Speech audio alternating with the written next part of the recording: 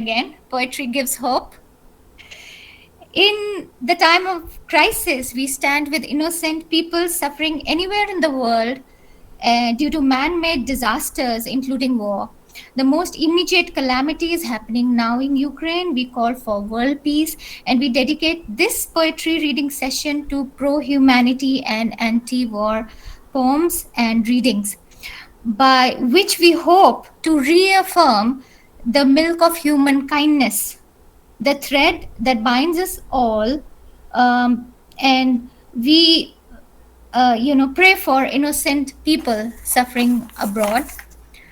So we'll begin, but probably here is something. If you want to sort of have a sort of deja vu moment and extract it from literature, then I think of Auden's poem here, "The Shield of Achilles." And so once again, Thetis is looking over the shoulder of Hephaestus and to see how well he wrought the shield of Achilles. And she's perhaps, expecting something grand because war is usually glorified, but what she sees is devastation all around. Uh, Without, keeping my friends waiting here, I would call upon anyone who wants to read out. And begin this session on the note on this note.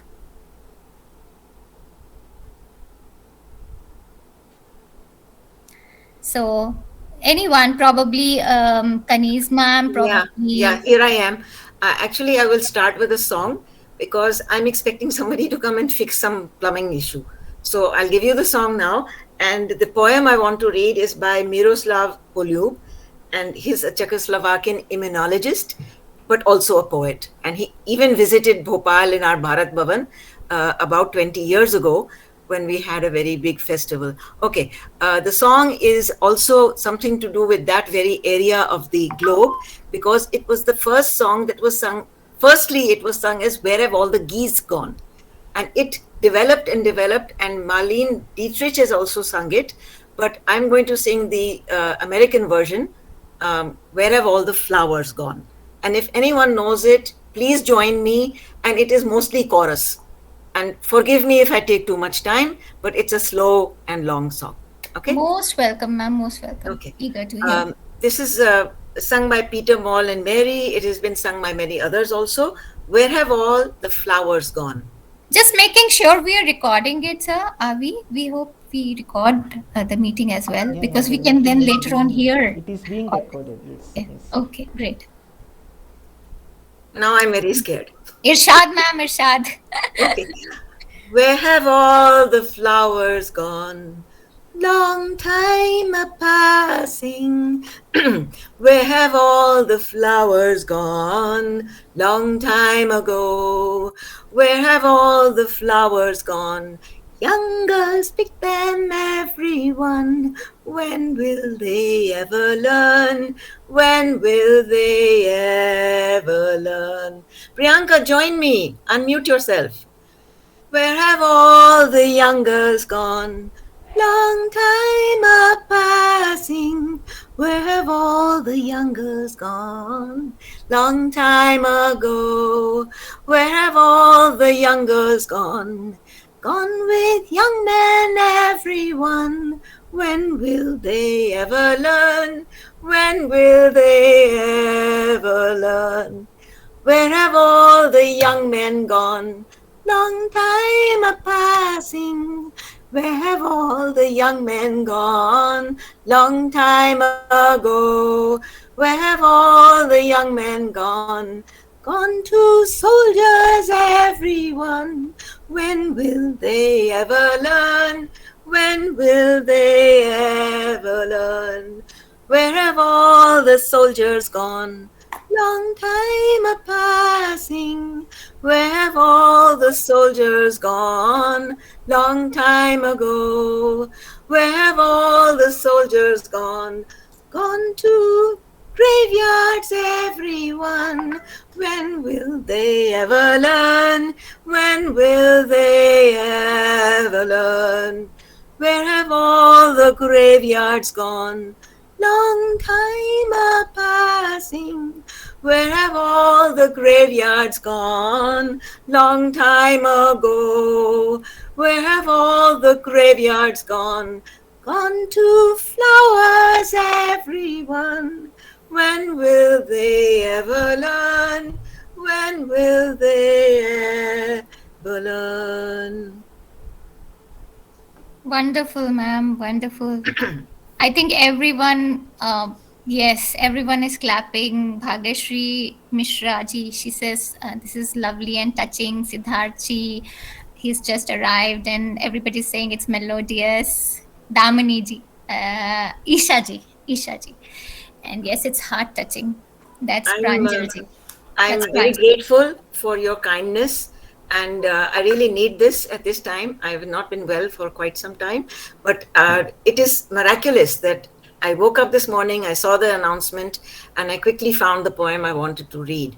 And of course, I knew this song always; it's in my pocket. So, This keeps us going, this keeps us going, and that okay, is what it is. We are so always poetry, and it lights up your soul. You want to express, and then even if you're feeling bad, and you're feeling down and low, and there's something that you want to do, then immediately the vigor comes back, and yeah, you're ready for the yeah, task. and the other thing that poetry does is not doesn't always cheer us up. It also gives vent to very very deep and painful kinds of feelings, and that is what I'm going to share with you now. This is called 5 Minutes After the Air Raid, and it's been translated by George Thinner, or Thinner perhaps. In Pilsen, 26 Station Road, she climbed to the third floor.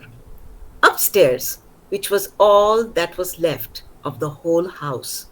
She opened her door full on to the sky, stood gaping over the edge. For this was the place the world ended.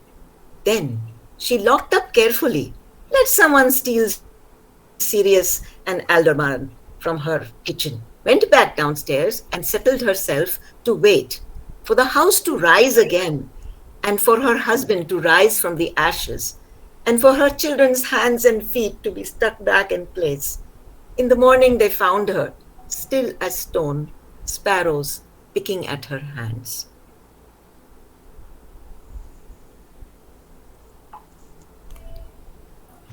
It's a poem that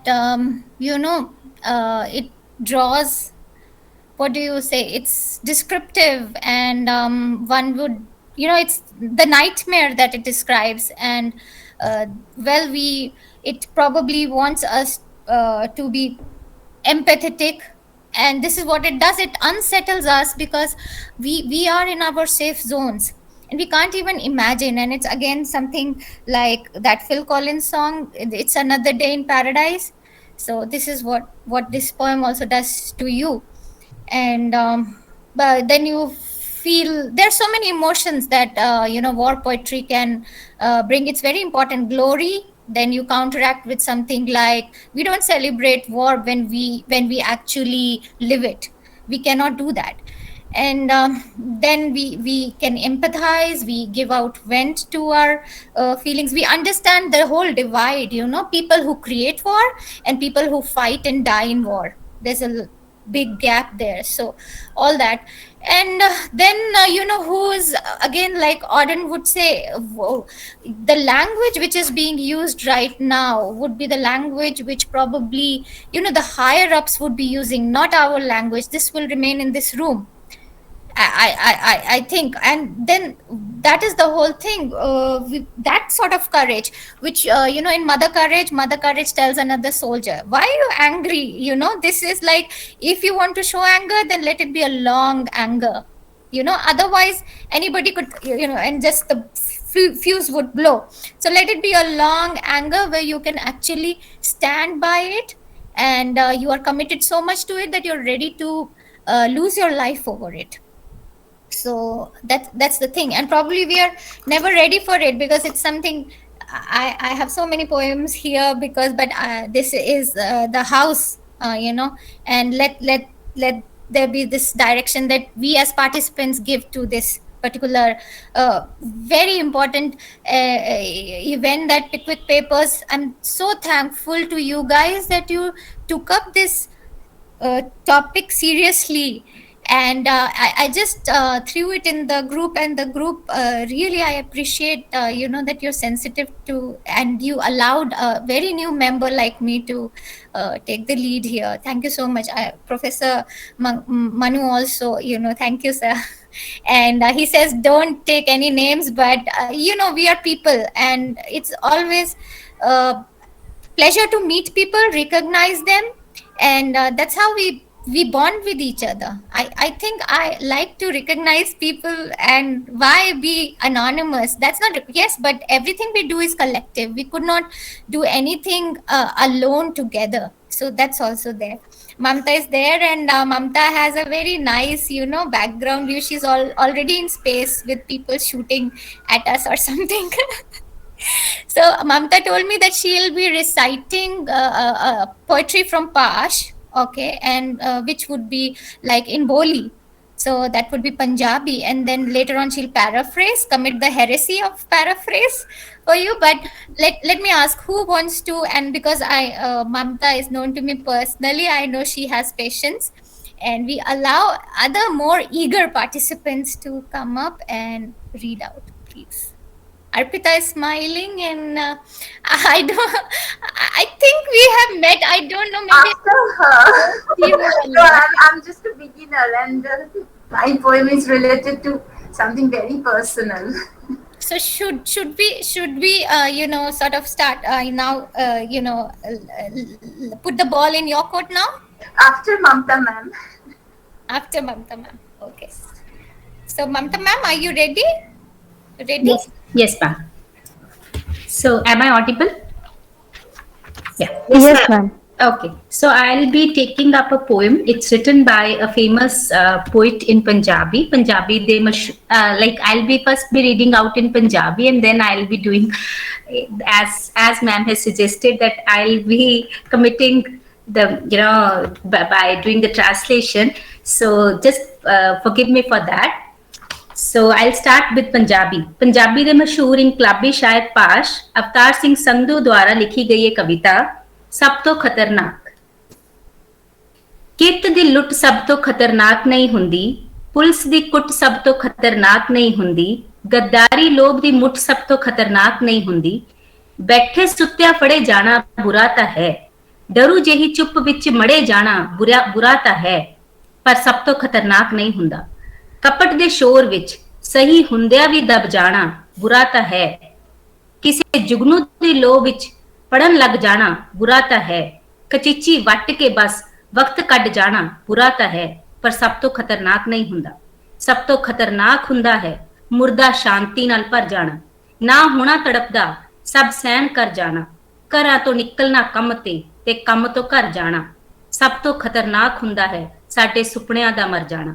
ਸਭ ਤੋਂ ਖਤਰਨਾਕ ਉਹ ਘੜੀ ਹੁੰਦੀ ਹੈ ਤੁਹਾਡੇ ਗੁੱਟ ਤੇ ਚੱਲਦੀ ਹੋਈ ਵੀ ਜੋ ਤੁਹਾਡੀ ਨਜ਼ਰ ਦੇ ਲਈ ਖੜੀ ਹੁੰਦੀ ਹੈ। ਸਭ ਤੋਂ ਖਤਰਨਾਕ ਉਹ ਅੱਖ ਹੁੰਦੀ ਹੈ ਜੋ ਸਭ ਦੇਖਦੀ ਹੋਈ ਵੀ ਠੰਡੀ ਅੱਖ ਹੁੰਦੀ ਹੈ, ਜਿਸ ਦੀ ਨਜ਼ਰ ਦੁਨੀਆ ਨੂੰ ਮੁਹੱਬਤ ਨਾਲ ਚੁੰਮਣਾ ਭੁੱਲ ਜਾਂਦੀ ਹੈ, ਜੋ ਚੀਜ਼ਾਂ ਤੋਂ ਉੱਠਦੀ ਅੰਨੇਪਣ ਦੀ ਭਾਵ ਉੱਤੇ ਡੁੱਲ ਜਾਂਦੀ ਹੈ, ਜੋ ਨਿਤ ਦਿਸਦੇ ਦੀ ਸਧਾਰਨਤਾ ਨੂੰ ਪਿੰਦੀ ਹੋਈ ਇੱਕ ਮਹੰਤਕ ਹਿੰਦੂ ਰਾਹ ਉੱਤੇ ਗਦੀ ਗੇੜ ਵਿੱਚ ਜੁੜ ਜਾਂਦੀ ਹੈ। ਸਭ ਤੋਂ ਖਤਰਨਾਕ ਉਹ ਚੰਨ ਹੁੰਦਾ ਹੈ ਜੋ ਹਰ ਕਤਲ ਕਾਂਡ ਤੋਂ ਬਾਅਦ ਸੁੰਨ ਹੋਏ ਵਿਹੜਿਆਂ ਵਿੱਚ ਚੜਦਾ ਹੈ, ਪਰ ਤੁਹਾਡੀਆਂ ਅੱਖਾਂ ਨੂੰ ਮਿਰਚਾਂ ਵਾਂਗ ਨਹੀਂ ਲੜਦਾ ਹੈ। ਸਭ ਤੋਂ ਖਤਰਨਾਕ ਉਹ ਗੀਤ ਹੁੰਦਾ ਹੈ ਤੁਹਾਡੇ ਕੰਨਾਂ ਤੱਕ ਪਹੁੰਚਣ ਲਈ ਜਿਹੜਾ ਕੀਰਨਾ ਉਲੰਘਦਾ ਹੈ, ਡਰੇ ਹੋਏ ਲੋਕਾਂ ਦੇ ਬਾਹਰ ਮੂਰੇ ਜੋ ਵੈਲੀ ਦੀ ਖੰਘ ਖੰਘਦਾ ਹੈ। ਸਭ ਤੋਂ ਖਤਰਨਾਕ ਉਹ ਰਾਤ ਹੁੰਦੀ ਹੈ ਜੋ ਪੈਂਦੀ ਹੈ ਜਿਉਂਦੀ ਰੂਹ ਦੀਆਂ ਆਕਾਸ਼ਾਂ ਤੇ, ਜਿਹਦੇ ਵਿੱਚ ਸਿਰਫ ਉੱਲੂ ਬੋਲਦੇ, ਗਿੱਦੜ ਹਾਕਦੇ, ਚਿਪਟ ਜਾਂਦੇ ਸਦੀਵੀ ਨੇਰ ਬੰਦ ਬੂਹਿਆਂ ਚੁਗਾਠਾਂ ਤੇ। ਸਭ ਤੋਂ ਖਤਰਨਾਕ ਉਹ ਦਿਸ਼ਾ ਹੁੰਦੀ ਹੈ ਜਿਹਦੇ ਵਿੱਚ ਆਤਮਾ ਦਾ ਸੂਰਜ ਡੁੱਬ ਜਾਵੇ ਤੇ ਉਸ ਦੀ ਮਰੀ ਹੋਈ ਧੁੱਪ ਦੀ ਕੋਈ ਛਿਲਤਰ ਤੁਹਾਡੇ ਜਿਸਮ ਦੇ ਪੂਰਬ 'ਚ ਖੁੱਭ ਜਾਵੇ। ਤਿਰਤ ਦੀ ਲੁੱਟ ਸਭ ਤੋਂ ਖਤਰਨਾਕ ਨਹੀਂ ਹੁੰਦੀ, ਪੁਲਿਸ ਦੀ ਕੁੱਟ ਸਭ ਤੋਂ ਖਤਰਨਾਕ ਨਹੀਂ ਹੁੰਦੀ, ਗੱਦਾਰੀ ਲੋਭ ਦੀ ਮੁੱਠ ਸਭ ਤੋਂ ਖਤਰਨਾਕ ਨਹੀਂ ਹੁੰਦੀ। So this was the poem by Pash. Now I'll read out it in English. So this is titled as The Most Dangerous. So, most dangerous is not the robbery of hard earned wages. Most horrible is not the torture by the police. Most dangerous is not the graft for the treason and greed. To be caught while asleep is surely bad. Surely bad is to be buried in silence, but it is not the most dangerous. To remain dumb and silent in the face of trickery, even when just, is definitely bad. Surely bad is reading in the light of a firefly, but it is not most dangerous. Most dangerous is to be filled with dead peace, not to feel agony and bear it all, leaving home for work and from work return home. Most dangerous is the death of our dreams. Most dangerous is that watch which run on your wrist but stand still for your eyes. Most dangerous is that eye which sees all but remains frost like. The eye that forgets to kiss the world with love. The eye lost in the blinding mist of the material world that sinks the simple meaning of visible things and is lost in the meaning return of useless games. Most dangerous is the moon, which rises in the numb yard and after each murder, but does not pierce your eyes like hot chilies. Most dangerous is the song, which climbs the morning vale in order to reach your ears and repeats the cough of an evil man at the door of the frightened people. Most dangerous is the night, falling in the sky of living souls, extinguishing them all, in which only owls shriek and jackals growl, and eternal darkness covers all the windows. Most heinous is the direction in which the sun of the soul light pierces the east of your body. Most treacherous is not the robbery of hard earned wages. Most horrible is not the torture of police. Most dangerous is not graft taken for greed and treasure. So that's it. Wonderful, Mamta. A very nice choice of poem. And Pash has actually, sort of described what most of us are going through. We are living in the dangerous space. We are becoming indifferent, and it sometimes seems that if we don't become indifferent, then we will not be able to live. Yes, And that's the whole paradox. And but that's what it is. This is what is increasing the toxicity of the world, that we are ready to live like this, actually. Yes, apathy. But Apathy is and you very dangerous. translated beautifully. You Yes. Yeah, I'm really sorry for translated. interrupting, but that's my habit. Forgive me. The fact is that apathy was a reason that I ran for a post in my class 12. I knew the other person will win because he was the captain of the basketball team. He was very, very popular. But I wanted to show the class 12 was not apathetic. So I ran against him and I voted for him. But the idea is that there was a big, I mean, this was way back in 1970, that we wanted to tell the rest of the school, we have to put in ourselves in the position of challenging ourselves as well as the others, so that there is some kind of movement, there is some kind of reaction.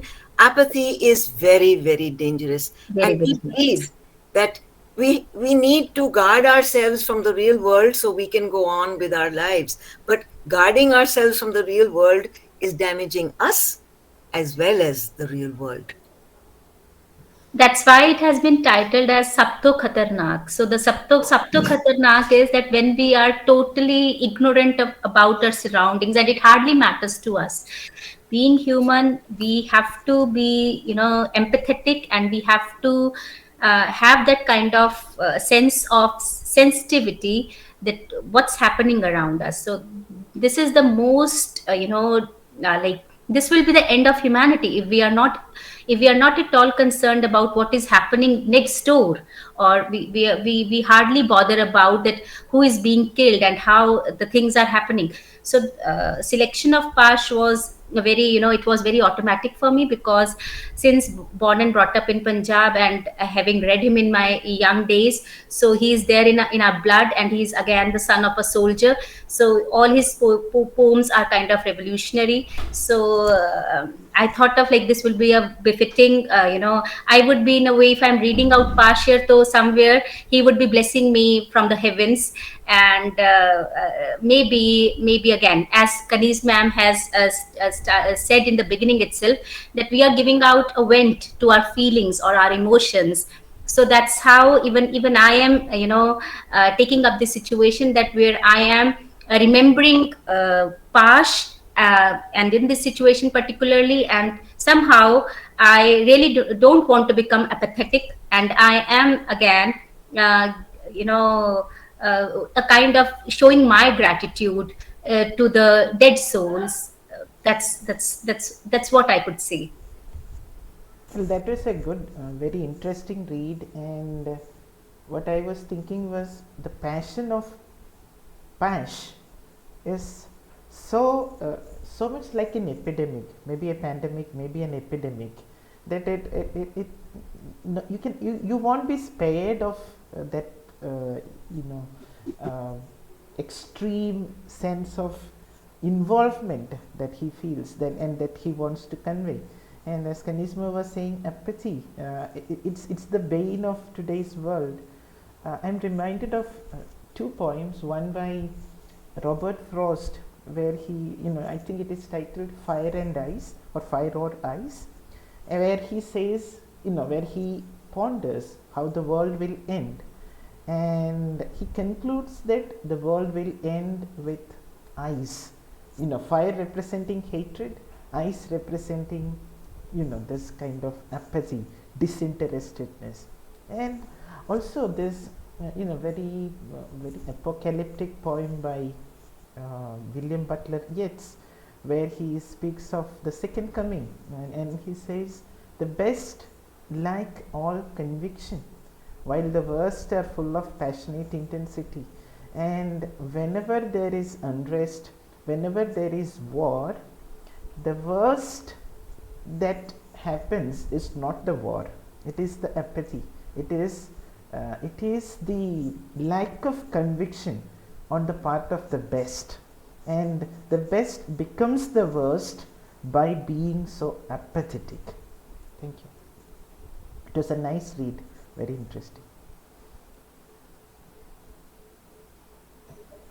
Yes, absolutely agreed, Manu sir. And here we have so many people who want to participate, and this is overwhelming. This is very nice. Let's see. I think Maria would be the next one. Oh no, I think Arpita. Maria, just give me a moment. Let Arpita, because she had agreed to read after Mamta. So after Mamta, it would be Arpita, and then Maria, and then I'm just jotting down as the requests come in.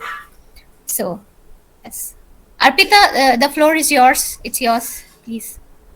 Thank you, Deepa ma'am.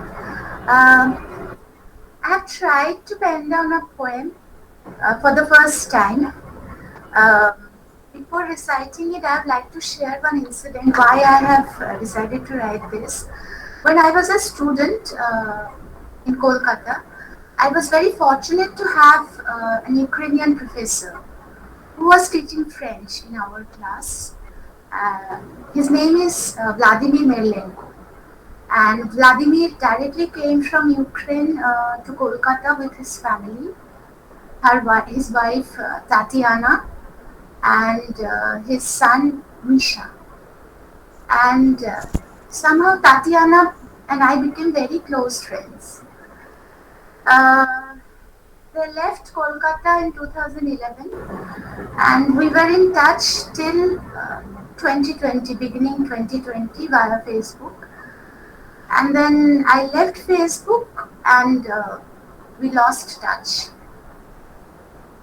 Tatiana used to speak in English, but in broken English. She used to understand English and she used to speak in very broken English, apart from French.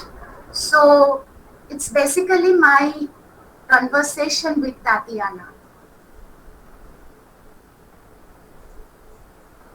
So I have given the title as To Tatiana with Love. I used to call her as Tati. Tati, how are you? Last night on television, I saw many fighter girls with weapons. Each one's face seemed to be like you. You remember during summer camp, we played war video games with machine guns. Didn't we enjoy it? had so much fun, fun in the way world, far from the real. Where are you now, Tati? Amidst blood, lifeless bodies, and mortar shells? Tati, together we read fairy tales. God came with so much jealousy to cut our ponytails. Did that sow the seed of him that has now culminated into terrible pain? Tati, let's all use machine guns, a new version. This time we will use it in the real battlefield to shower flour and to regain our lost wisdom.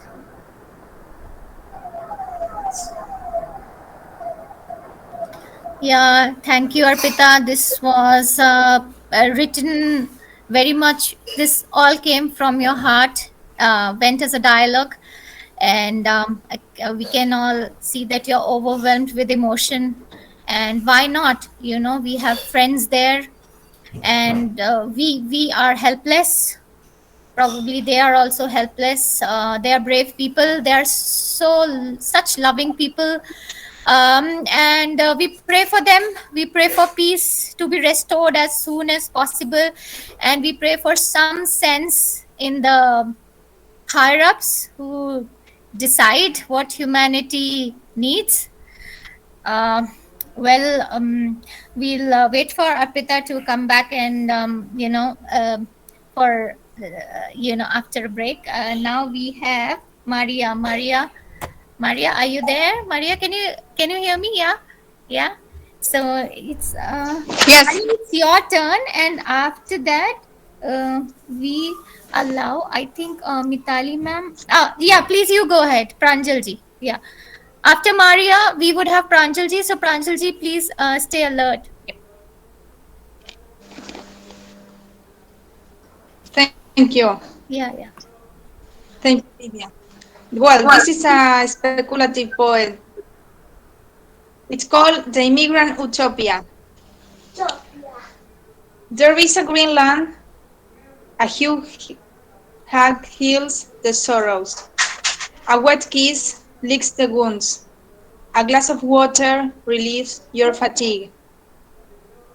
There is a mysterious green land where everyone is welcome, where your passport is your bare soul and your ticket your heart. There is a green land where all of us live in peace.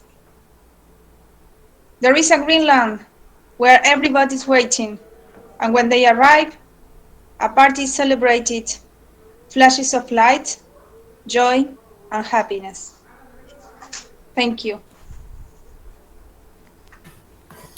Yes, Maria. Nice. You also, it's not just utopia. It's the practical problems that you face when you want to be just safe. And this utopia is just relief in a war torn world, looking for it. So now, different aspects of war and how poetry and words can really catch it and bring it alive.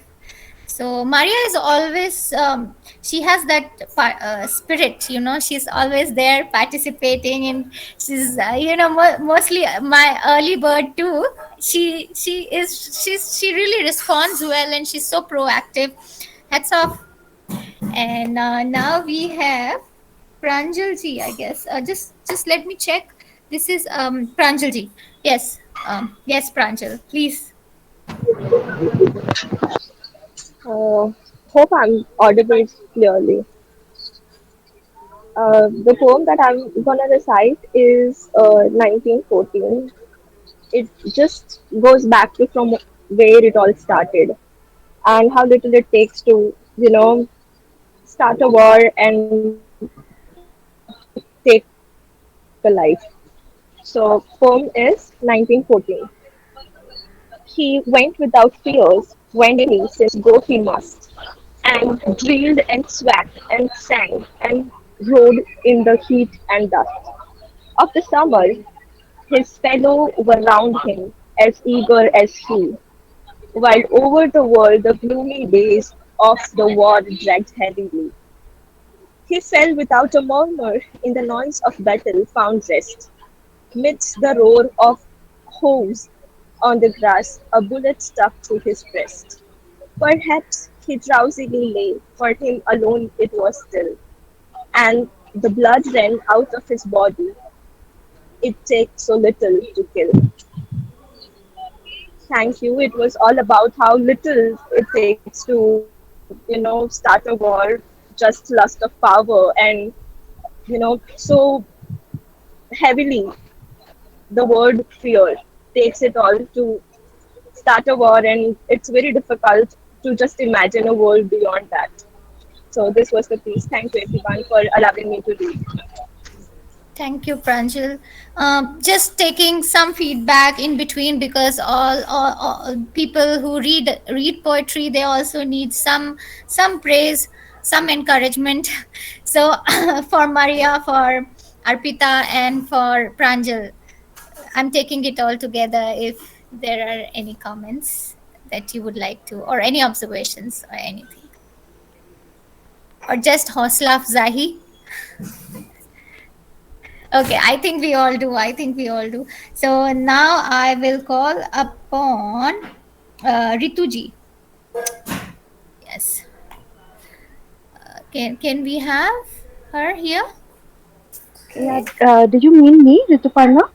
Yes, ma'am. Yes, yes. Yeah. Rituparna. Okay, okay. Sorry, I apologize. I'm outside home, so there might be some ambient noise. And I'll be reading out a poem I wrote a few days back. And well, I'm incredibly, fortunate, I think, grateful as well to be alive and safe at this hour. Anyway, so the poem that I wrote is called For Those Who Walk, and it goes like this. My child runs to me from his room and clings on to me for dear life. There's a monster under our floor, he says. It groans gutturally and shakes the tiles. It has friends outside that scream deep sighs, that land in fairy lights somewhere. His sleep-addled eyes are wide awake. So are mine. His father says we must run away, as he has to the playing fields, where the big players are out to beat the unsettled team in a twisted game of Monopoly. He says I must run to the borders, with my life inside my bag, with our dear son in tow. If all else fails, we must live, he says. But if all else fails, must we? Which border do I cross, I wonder? Where can I pack my home? The walls that we painted last summer? Where can I take the plants I grew? The pansies that glisten in the morning snow, even when the sky spews dust? I ask my son to pack his bag. Tell him we are going on an adventure. I ask him if he's brave enough to walk with me through snowy roads. He looks at me with a childish wisdom and says, Mommy, I'll walk with you, and I won't heed the cold. Here, wear your coat and take your hat. The sun will keep us warm. Thank you for hearing me out. It is so true that displacement of people, families, mothers, children, fathers, brothers, students, and every kind of person in our populace, the displacement is so stark and taxing, and not knowing, the what do we fear most? We fear what we don't know, and that is what war brings to us. We don't know. It's very, very poignant. And Rituparna, you have done a very beautiful job of talking about where are you going to put the walls you painted. I like that line very much. It will just be a memory now. Yeah. There is a Yeah. comment in the chat box which says words are screaming with pain silently. I think that summarizes our situation. We are unable to give feedback to the poets because probably we are too overwhelmed, and it's too heavy, not the poems but the emotion that these words carry, which is why it is probably very difficult for us to give a feedback or respond to the poems, but we can only feel it. And probably this is one poetry session where we feel poems more than anything else, because uh, words are so suffused with not just meaning but emotion, raw emotion, and that emotion is kind of gnawing at us. Uh, it's like killing. It's a very painful, and I love that comment somebody has put, which said, words are silently screaming in pain. Lovely.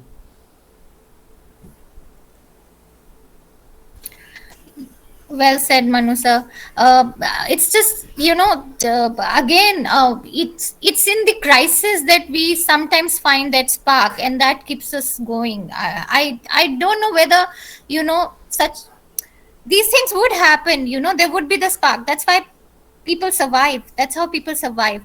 And this game, I was just, trying to connect it to another game. It's Life is Beautiful. I would suggest that any one of you can watch that movie, because it's again about, father who tells his son that it's all a game going on, and it's the Nazis who have come to pick them up, so they're in the concentration camp, and the father tells. And so you need to watch that poem to understand how, that. And so it's working on two levels, that particular movie. So and it's a reaffirmation of life. It's a comedy, that it's a tragic comedy actually. So yes. Now we yes, and here Somnath Deshmukh ji says, wonderful listening to all of you. Rituparna ma'am, Rituparna ji was appreciating others, and she's saying beautifully written, and so is yours. And Abrar Ahmad ji, impressive rendition. Somnath Deshmukh ji says, just listening with silent admiration to all the poets and those who are reciting. Such lovely messages pouring in. And Pranjal also says, it is just wonder how all gather to hold hand and stand in solidarity to overcome the horrors of war. More power to all those who are reading. Thank you so much. Such good poets, Chitra ji, and words silently screaming the pain. Bhagyashri ji, you write it so well, you put it so well. The human side is painful.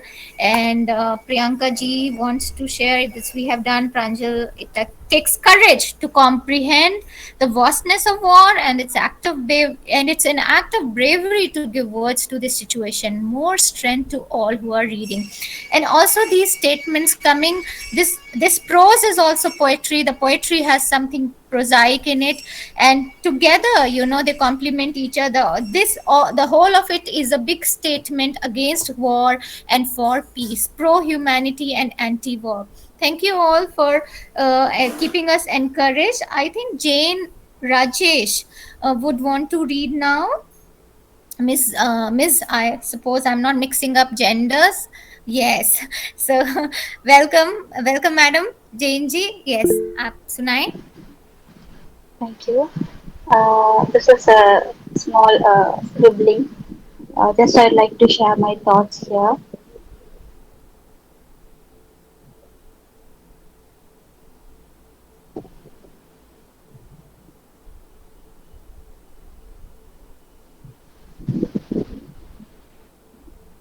So, hope you can see my screen. Yes, we can see it. Yeah, okay. War is the killer. Jane, the poem is not visible. Maybe it was visible in between, and then it has changed to something else. Yes. The PPT is not visible. Maybe to make it bigger, you can keep the phone horizontally. Then it will, if you enable rotation, okay. then it will work. I think So when I share, you can read out from your phone. Okay. Thank you. Visual, we War can is the all killer. see later. Yeah, I said visual. You can share later. Therefore, when Near a far, when hearts are at war, damages caused cannot be rectified.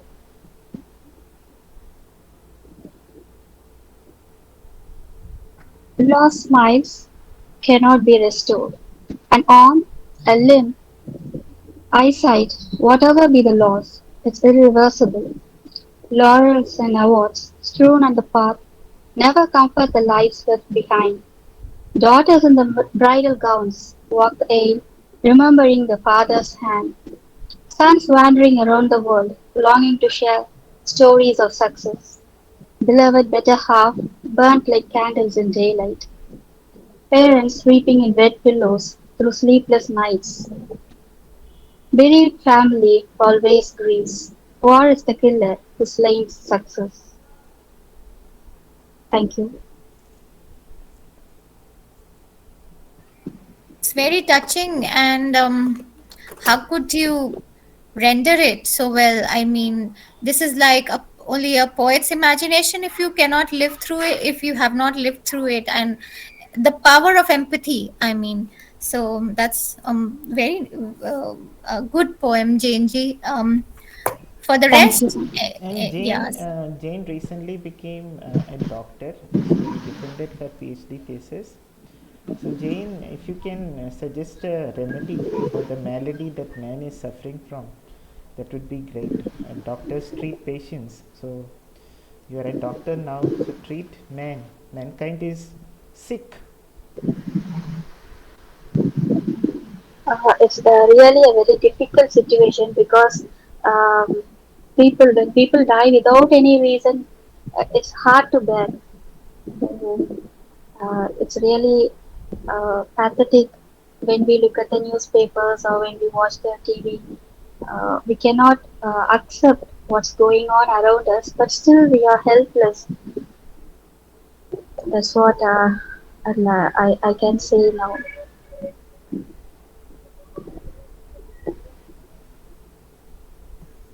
Thank you for sharing the experience and the poem as well. Now and congratulations on your thesis, and that you got the degree. Thank you. It Thank you. would be well earned. We now know. Thank you. Okay, so now this is Achyut ji, if you are there. This is Achyut ji, if you're there, kindly. Yes, I'm Okay, here. great, great. Yeah, we are all ears. Thank you so much.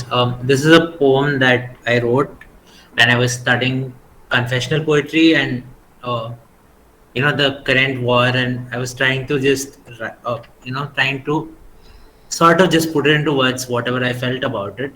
I have titled it a name that's been used a lot, but I've titled it Metamorphosis, and it goes something like this. I look into a mirror and find a lot of things staring back at me. I see a girl who isn't the girl she is said to be. I see a person who evolved and broke free. I see differences divide the world, land, water, and air even. I see a snail who rushes back into their shell. Jackals wander and look for rabbits slender. Then I see a turtle who slowly pokes out their head. I see the turtle look left, then right, and at me as it sees a bud blossoming.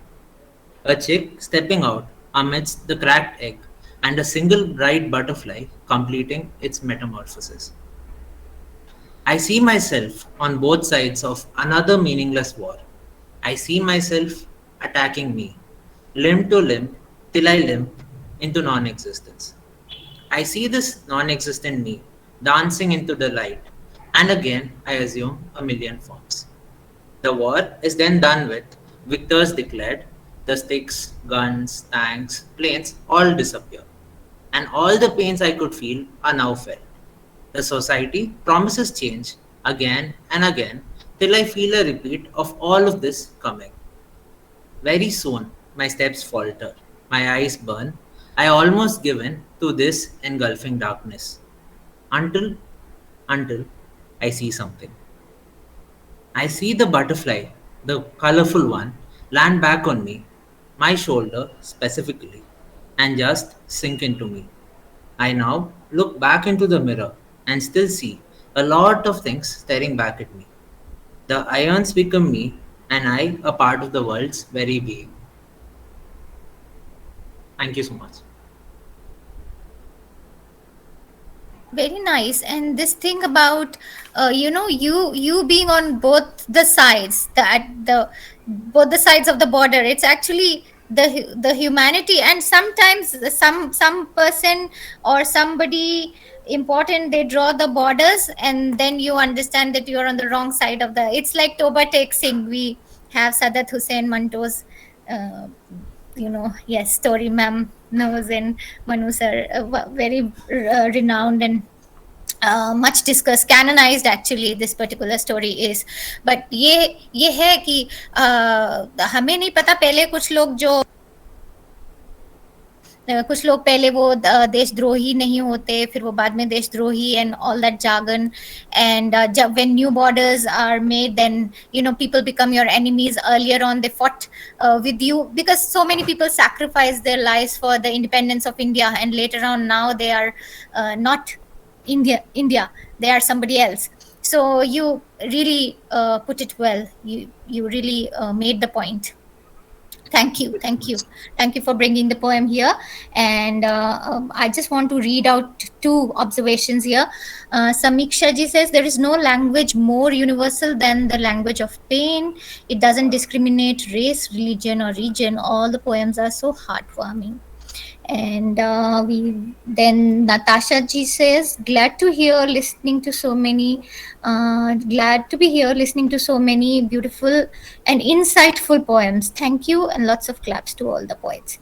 And wonderfully crafted and read. This is amazing, and true pain and love both.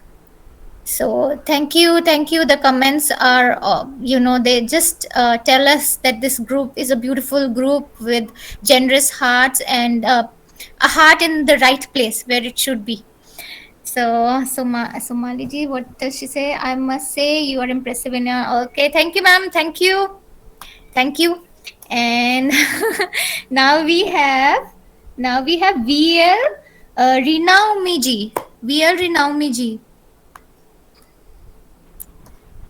Can we have her? Yes. Thank you, ma'am. Hello, For everyone. coming on the camera. Yes, please. Yes, The floor can you is hear me? yours. Okay, thank you. So, as we know, war brings a condition in which people receive a threat such as physical, emotional, political status, and so on. So, the natives in the country, they have to deal with enemy soldiers in their hometown who cause like a massive destruction to their land. So, this is actually dedicated to the war-torn country. So, here it goes. Let me read out. The title of my poem is Alive. And let me read out. I watched the adversary steal your soul. It haunted your dreams and made you scream. Pulling you underneath with him, you cried to get rid of him. A loser without a chance, a victim to the master of torment. I heard you say, misery loves company. So let me keep you company. I lit a candle on your doorstep. I came knocking at your door. Seeing you ripped apart by the adversary, dragging you down, distorted and pale, I cannot just watch and do nothing. If everything I got and more is enough to slay the entity for you, I could but not wait. I would but give all. Let me not just watch no more. The wait shall be over. For I am coming with all my might to the battlefield fighting. So help me, dear God. Mortal enemy, you are defeated. Lay down your destruction. Shut your deadly eyes, drap with power. Spread your diseased wings no more, for I shall see you fall to the bottomless pit and never rise again for eternity. Now, my fairest companion, fight for what you believe. God has given you the will to live and what to live for. Back down to nothing no more. Let the tears drop no more.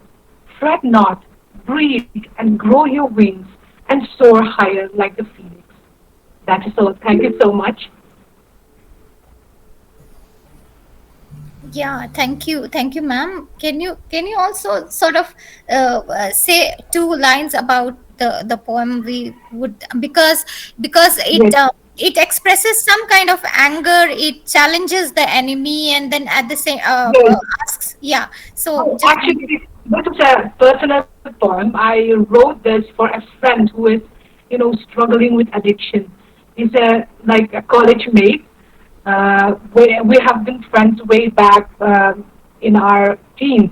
So he's still struggling to overcome his addiction. So that is what the poem is all about, actually. So, but I feel that it has some connection with this, current scenario. So I was like yes, so I it would like must be to, yeah, something within the dictators, and then if the dictator is really able to fight it out within him, and then the other side, the schizophrenic side, where the psychopathic side is able to lay down its arms, then there is peace. Yeah, so we just hope that the right part of the ego survives. This is what we really yes. hope and pray for. So thank you. This is very Thank you so nice. much.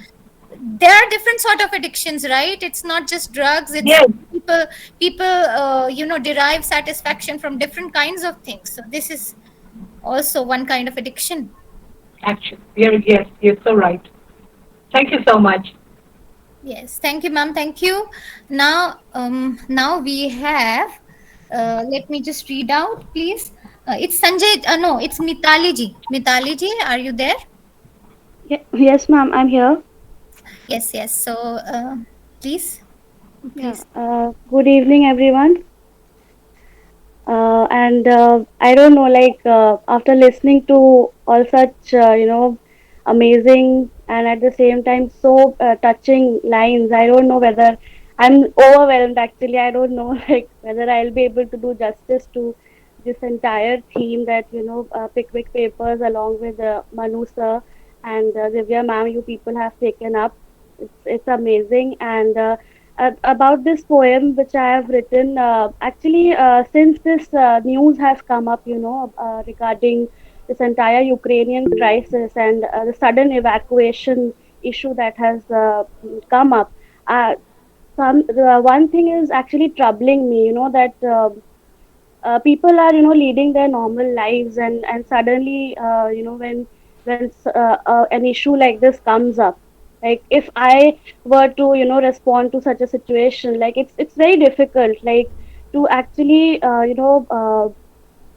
imbibe it, register it, like what has happened, like why people like us have to become the part of the collateral damage, basically. So the title of my poem, which I have tried to compose, is "Where are you? Are you there?" It's a question mark. So here it goes like this. Uh, hey, you there? What are you doing here?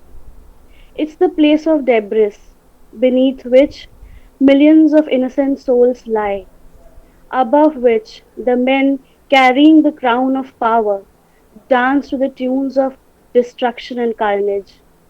Hey, you there? Where is your home? Is your home round that corner?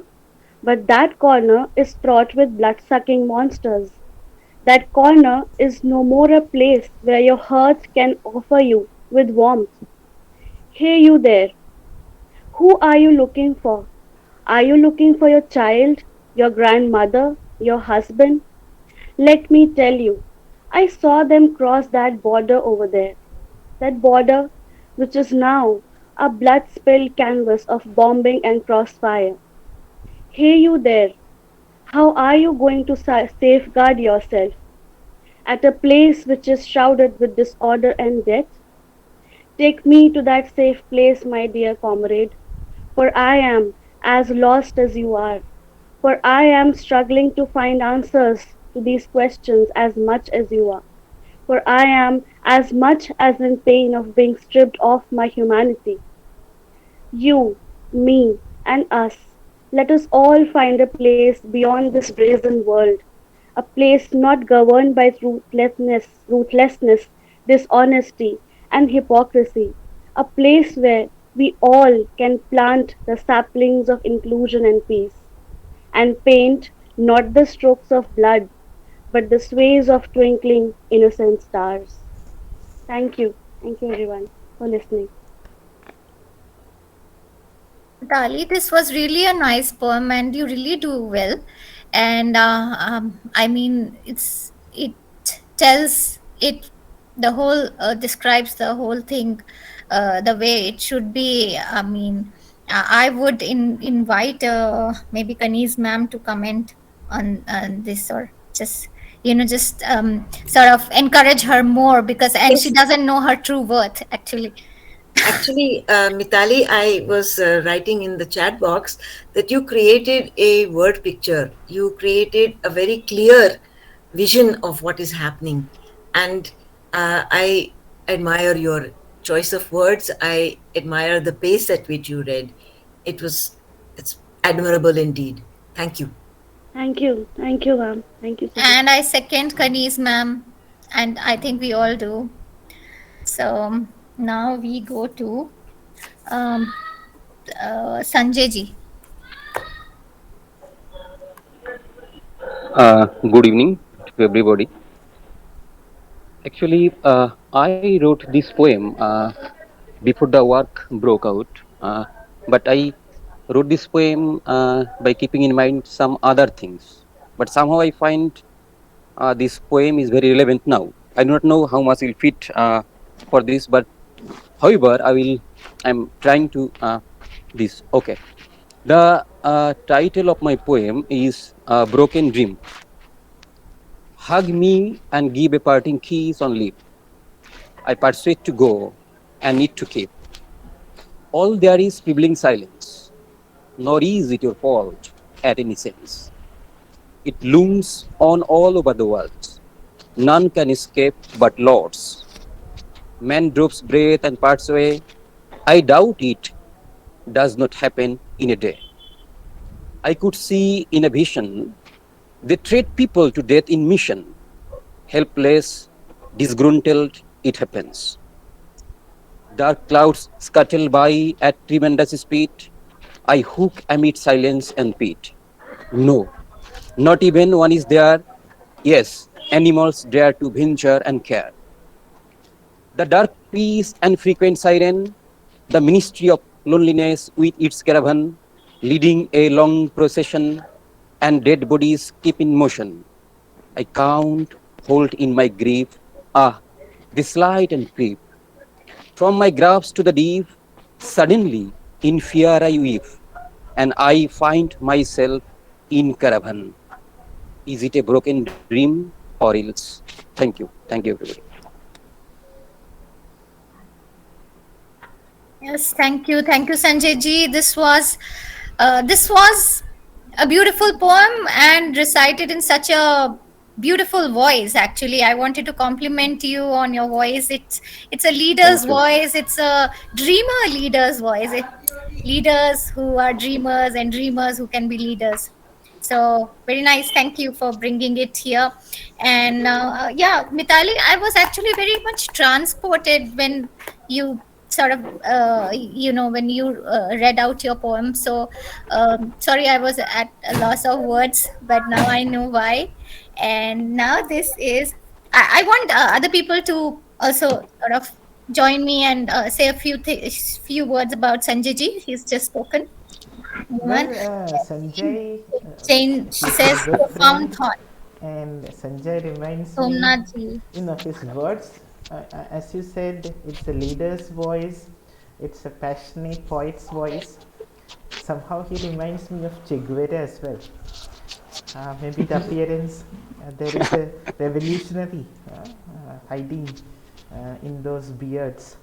So it was. Yes, appearances do matter. Appearances also matter. It was nice, and it somehow reminded me that of Identity Roy's title. You said something about ministry of utmost happiness. Ministry of loneliness. Loneliness. Something. So yeah, this world is actually the ministry of utmost unhappiness, or the ministry of utmost loneliness. the unbearable heaviness of being, that is knowing it is so. More than what you said, you reminded us of the many things left unsaid in the poem. I felt so. You reminded us of so many things that you didn't say in that poem. It was nice. So Thank you, Monu. Actually, I met him in such a platform, that is iFest, where I got befriended with Monu, and I don't call him sir because I call him Monu, my friend. Thank you, Monuji, and everybody. Actually, Divya ma'am, for giving me opportunity and chance to share my concern in this platform. Hope if you give us such chances, we will be able to share our concern on such a platform. So thank you, everybody present in this platform. Okay, continue. I was saying definitely thank you, sir. Thank you, because Pickwick Papers, I'm sure it has been doing great work, and I'm a new member, and I can see this is a zesty community, full of energy and full of nice thoughts to share.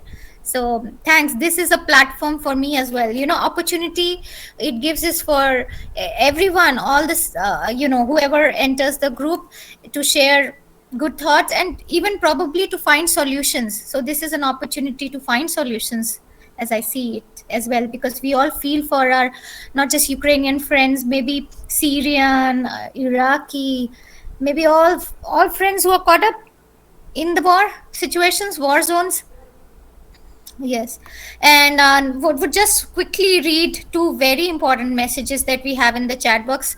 Pranjal says, "This is really wonderful to see how we are sharing the virtual space to connect with all around and speak out our pain, worries, concerns together." This is coming out very nicely. The theme has been appreciated, and we feel that similar themes can bring out a lot out of us, a lot out of us. Then when the times put us to question humanity, it is the space and people here who put our faith back in it. It is actually pro humanity, I would say humanity. Thank you. 2.0. And Sumit Sarkarji says, like-minded people in one platform, praiseworthy poems indeed.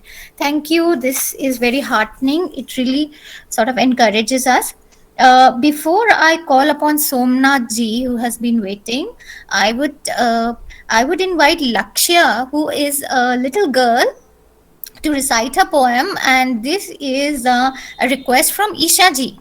So Isha ji, if you are hearing me, and if you are hearing the call, please let Lakshya. Yes, she is there. Very nice, Lakshya. Good evening. Good evening, everybody. Nice Yes, to meet please. you all. Yes, please. The floor is yours. And then your mama can also come on the camera so that we also see Yeah, her. she is right beside me. Okay. Okay, go ahead, please. I would like to recite a poem written by James Kirkwood, known as No Men Are Foreign. Remember, no men are strange, no country is foreign. Beneath all uniforms, a single body breathes, like ours. The land our brothers walk upon is earth like this, in which we all shall lie. They, too, aware of sun and air and water, are fed by peaceful harvest, by wars long winter starved. Their hands are ours, and in their lines we read, a labor not different from our own. Remember, they have eyes like ours that wake, asleep, and strength that can be won by love. In every land is common life that all can recognize and understand. Let us remember, whenever we are told to hate our brothers, it is ourselves that we shall dispossess, betray, and condemn. Remember, we who take arm against each other, it is the human earth that we defile. Our hells of fire and dust outrage the innocence of air that is everywhere our own. Remember, no men are foreign and no country is strange. Thank you. Very nice, Isha. Very nice. And yeah, thumbs up, thumbs up. It is Yes. Laksha, Isha ma'am's daughter, Laksha started going to school after 2 long years this Monday, and she was Okay, back to school, huh? Okay. yeah. And still she looks so, cheered up. But school is something like I would really love to avoid. Okay. Okay. These Even are So, I the wanted these to are the avoid it, but I didn't have any options. My mother. okay. So I'm not the typical one, but I appreciate your mother for being the typical mother. And because this is what keeps us in order, this is what keeps the things going. And I can see Kanis ma'am has not approved of my. No, no, no, no, no, no. I have no judgment in my pocket. I am. You can be you. I will be me. And if I didn't go to school, who would I talk to? Yeah, that's true. That's true. That and that's and, that's and probably one of the. I really appreciate the socialization that school gave me, my college also, and whenever I've had a chance to go to a school, I feel grand. I love school. I, I wish I could be a pigeon that lives in some school somewhere in some corner. Wow, I wish your kind of school was everywhere then. A school that makes a person feel like going and attending. Yeah. Yes, Yeah. yes, So I that think is Lakshya true. would also agree with me. That is true. And if we could see Isha ma'am, we would congratulate her for Yeah, Lakshya having yeah. recited. Hello, Isha ma'am. Hello. Yeah. Hello, ma'am. Wonderful. She recited it so well, and good that you shared the theme with her and that you encouraged her to participate in this. Thank you for giving us the opportunity for all this. Yeah, Lakshya would be the youngest, and of course, I'm always the oldest, so it's all right. I like being oldest. It makes I'm a good grateful. combination, ma'am. Yeah, Yes. I'm just grateful for every day that I am alive, and I'm grateful I saw the announcement for this poetry meeting today, because today is actually the first day I'm feeling well after a very long time. So and so many of you have been checking up on me, so I'm glad to tell you I'm better. So good wishes to you, ma'am. Good wishes, Thank you. and we are Thank you. happy. I just want you to feel the same way after this. So please keep on eating something or drinking something. So we don't want to sap out all the energy. We want you to keep loving us, not hate us after. This is No, no, so. no, no. No, no. And I don't have a hate gene. Sorry. Acha, acha, acha. Allah Mia forgot. I only have a top gene. Arey wah, wah, wah. So, but please keep pani or juice handy, and हम वही चाहेंगे. So, and we pray for your good health and all the time that you should be in all of our events, So, yes, amen. And now we have Somnaji has been waiting for really long, and he has been so nice. I've always doubted. So he has a compliment for you, which is a very genuine one. I have always doubted Kani's cheese being oldest. Well, I mean it very much. Wonderful. So Yeah. yes, No, this is the spirit. I really need to switch my mood to going to what I'm going to read now after such a light and fresh mood and talks. Actually, first, heartfelt thanks to everybody, especially the Pickwick team and Manuji and everybody for giving an opportunity and the theme which is so pertinent. Somnaji, we would like to see you too. I'm in a bad shape in the sense. Doesn't matter. You are very good for us, whatever shape you're in.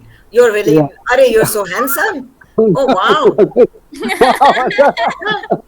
Oh, that's a in the So sense this is that appreciation was is planned. mutual. We doubt that was Oh, planned. now Yes, I'm, since I don't have a hate gene, I have a love gene. Okay. yeah, I'm trying to garner it, and war and stuff is teaching it all the more. So what I'm going to read is what I've attempted a few months back, rather not now, when we are amidst the death scene, right from Delta and even prior to that, and lost a couple of dear ones, and made an attempt to write something. So I hope after such lovely rendition from everybody, that really courageous on my part to come and show my face and dare to read. So I appreciate myself. So let me, just figure out and read. Okay. So it reads, I think I know you. That's the title. I sense the tremors on your bloodthirsty, all engulfing advances. I saw you approaching with utter disgust, throwing and devouring pieces of unworthy human flesh. Some I saw stuck in the hinges of your teeth, huff out, huff stuck in. Lo, now I see you in matted lock, now in a darbesh, fakir, or in a monk. You've turned around and mocking like an eye child, a gentle stream of affectation all around your countenance, as you have megalomaniacs to ride by. Uh, Let me attempt to know you, or know you a little more. Who, a poet would say that you would come at a meeting point of dawn and dusk, settling all accounts. I fail to pin the settlement as I hear wailing and wailing floating by the air as they traveled, walked and lost somewhere in the thin air, literally. Remember, just a few months ago, who some of us abhorred and some hail us, or in bracket, Atlas. He said, again in bracket, Eliot, April is the cruelest month. I'm clueless now, and I know as to why. I left my pieces of self near you to be swallowed by you, just to count your mercy, and indeed you have been gracious. My extended self questions my response to the grace and jeers at my evolution. But I think I know you, lest I would not have seen eye to eye with your counterpart, that is, life. I should respond to a nudge and not budge till you tire and embrace me with love and retire to what he called you as the leveler, death the leveler. Any case, in any way, you are, as bird of our nation saw you, as his sham. Sham, as in Tagore's poem, Morono Retu Humo Shamo Saman, as in Tagore calls death as Krishna. So, the trepidation comes, it comes down, as I think I know you better now. Thank you. Thanks, that's it. Somnathji, you said it is a maiden attempt. I would say it's a beautiful maiden. Sorry. Okay. Anything you say, it's meaning like. And the when you said compliment. April is the cruelest month, it sounded like a warning. If March is this, what would April have in store for us? Sorry, would you please repeat as a. You were quoting T.S. Eliot's Wasteland when you said April is the cruelest month. So if March is this bad, what would April be? Yeah, and when I wrote, we were already in the middle of 1.5 years of Corona, hearing seeing the funeral pyre all across, the dead bodies and many other things, and I lost a couple of family members and all those friends, and everybody for that matter. You know what we were going through. So meaning we're already through one round of the whole year and plus more. So April is beyond April, and it has been in turn the way it has been turning around, right? And all our, as I guess the Vyaji was initially saying, the higher ups to decide and hope it provides some sense into them. We all can sit back and make an attempt. Ultimately, it's all a plaything, and then something is going around in this thing. in WhatsApp. So in so many ways these days that those who go and fight there have never hated each other, and those who are up and deciding they are haters, so to say. Probably, yeah, as rightly said, they require sense in power. Absolute power corrupts.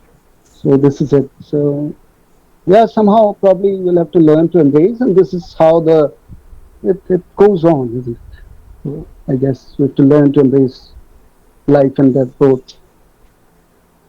Whatever we Yeah, yeah.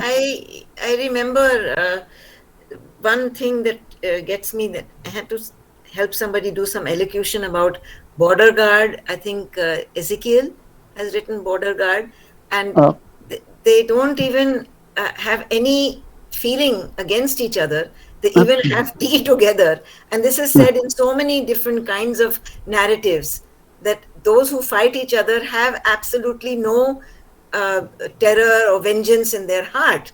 It is that they are following a rule where they are as helpless in being part of the war as we are helpless being outside it.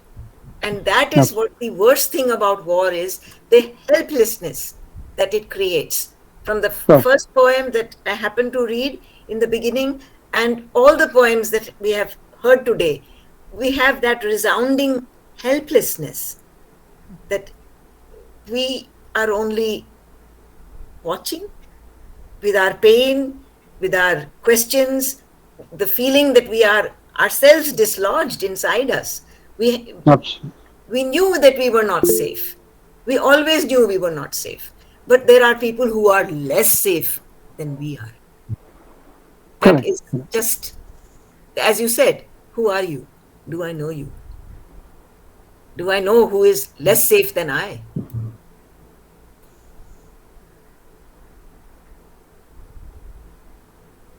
Yeah, your interpretation make the poem sound better.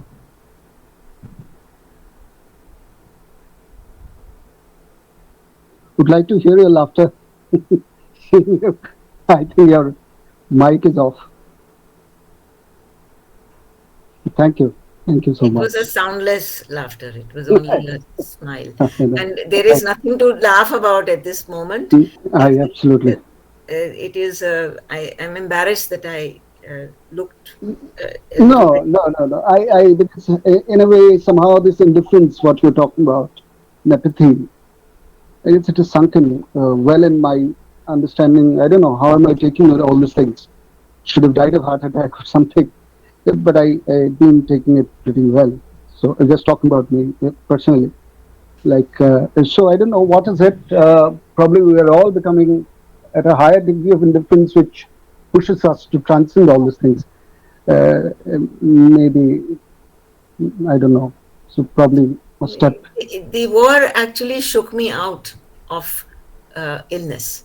And I realized that I'm not facing anything that the world is facing. And to be so self-centered, to be so expecting of more comfort is ridiculous. And I think that is also something that you have said in your own way. Maybe. So,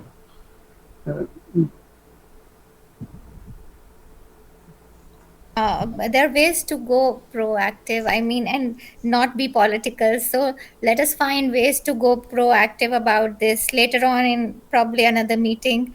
We can thresh out ideas, because yes, we all can do a bit. Khalsa Aid, I mean, they reach everywhere. They're really good, I mean, throughout the world, wherever any crisis occurs. So I think we can follow that example. And their work is, yeah, it's non-political, it's always appreciated, because then they do the humanitarian work. So now acha, let me just read what Priyanka says for Somnaji. She says, with all these allusions, you have made this poem so touching.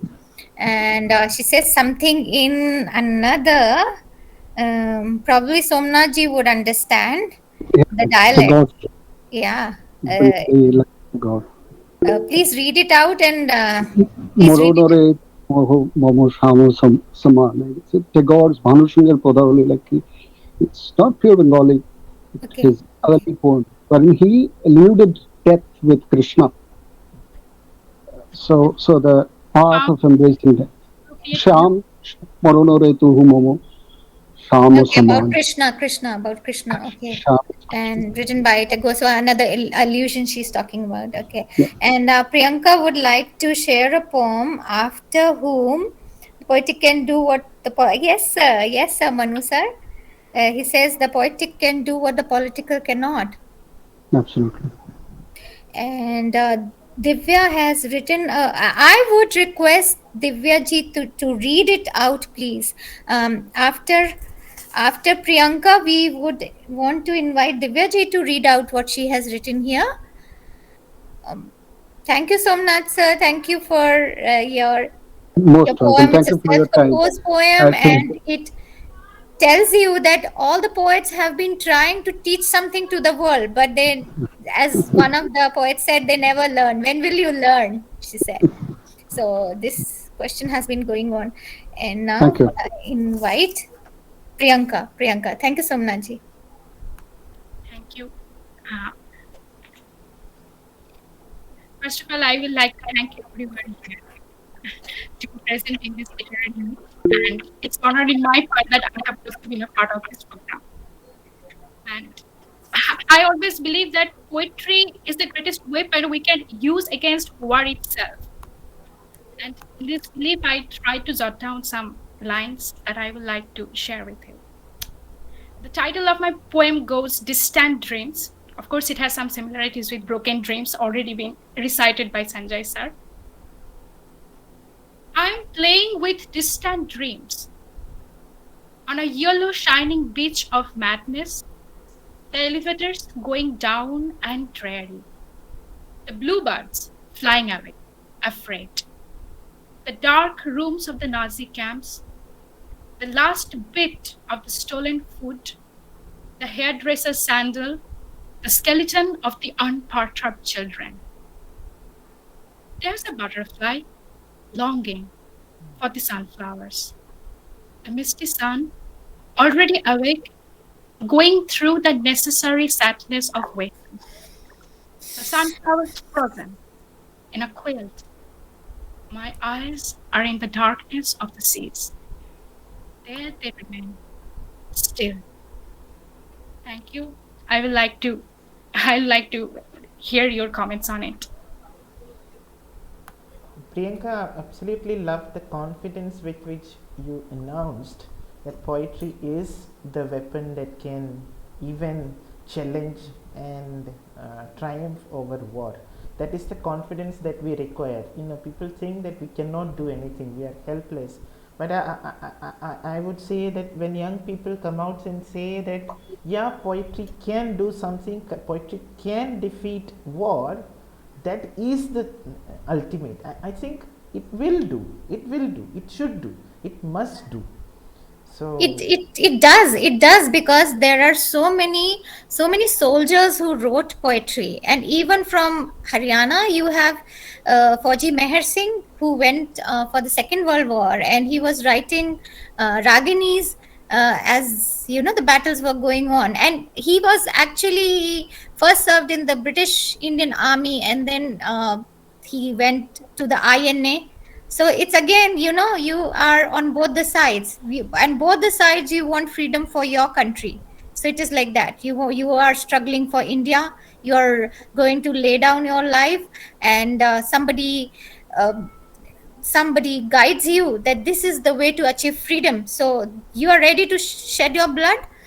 Uh, at the same time, you understand the ravages of war, because it's not like Mahabharata, you're looking at it from afar and then writing down about it. It's something that you are living then, and you're participating in it. So you have a very different picture of war, that but it keeps you going. You cheer yourself up. Poetry, so that is why poetry was always recited, even to glorify war, even to keep up the spirits in war, and even to describe war, and then also to criticize war and to lament war. So the best, as again Priyanka has made the point, Poetry is a weapon. It is a tool whereby you can, sort of ram home the point. So thank you, Manu sir. Thank you for. Say that pain is mightier than sword. So if sword can fight, then pains can also fight. Yeah, very much so. Yes. And it has been, I guess, just a intervention. Meaning, I guess, since the World War we've seen way back in 45. After that, we had our Afghanistan and Iraq war and all those things at an international level.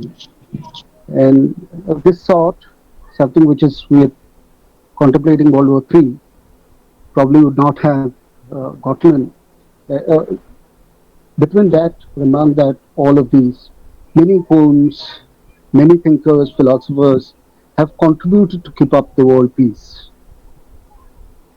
So this is what may not be literally poetry, but being a philosopher, being that mechanism of a poet that they have in that, they have contributed in their own way.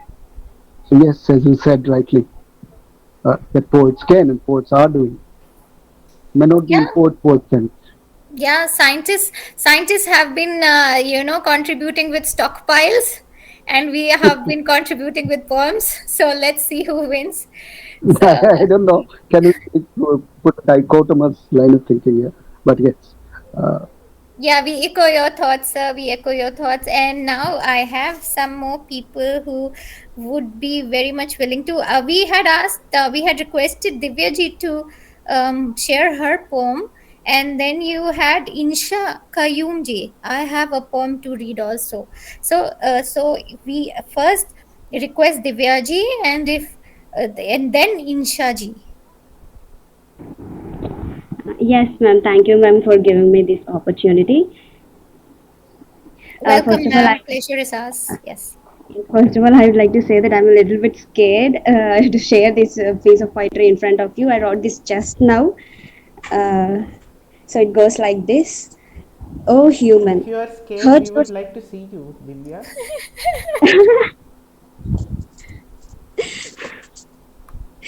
Oh, no, sir.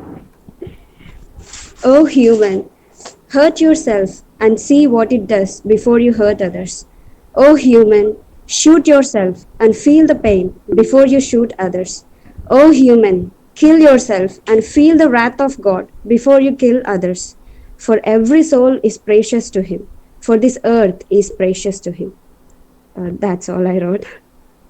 Thank you so much for giving me this opportunity. There's nothing that's all about it. It was a nice poem. Sorry, forgive me. Manu sir, please go on. No, Kanisma, go ahead. I wanted to say, Divya, there's nothing that's all about it. That is what we are doing. And you have done it very well. Thank you. Thank you, ma'am. Yes. So I would say this is what somebody like Bulle Shah would say. Just, it's like, what do you say? Gagar mein sagar samana. It's like an ocean in a bottle. Like an ocean in a bottle. So you have just 2-3 lines, 4 lines, and then they capture the whole thing, the message. So this is what it does. So thank you. Divya, have the tremors settled? If so, you can turn on your camera and give us a smile. Yeah, Melody. Yeah. Yeah. So she is like scared? Melody. Still she is scared? like Melody. Yes. You are lovely looking.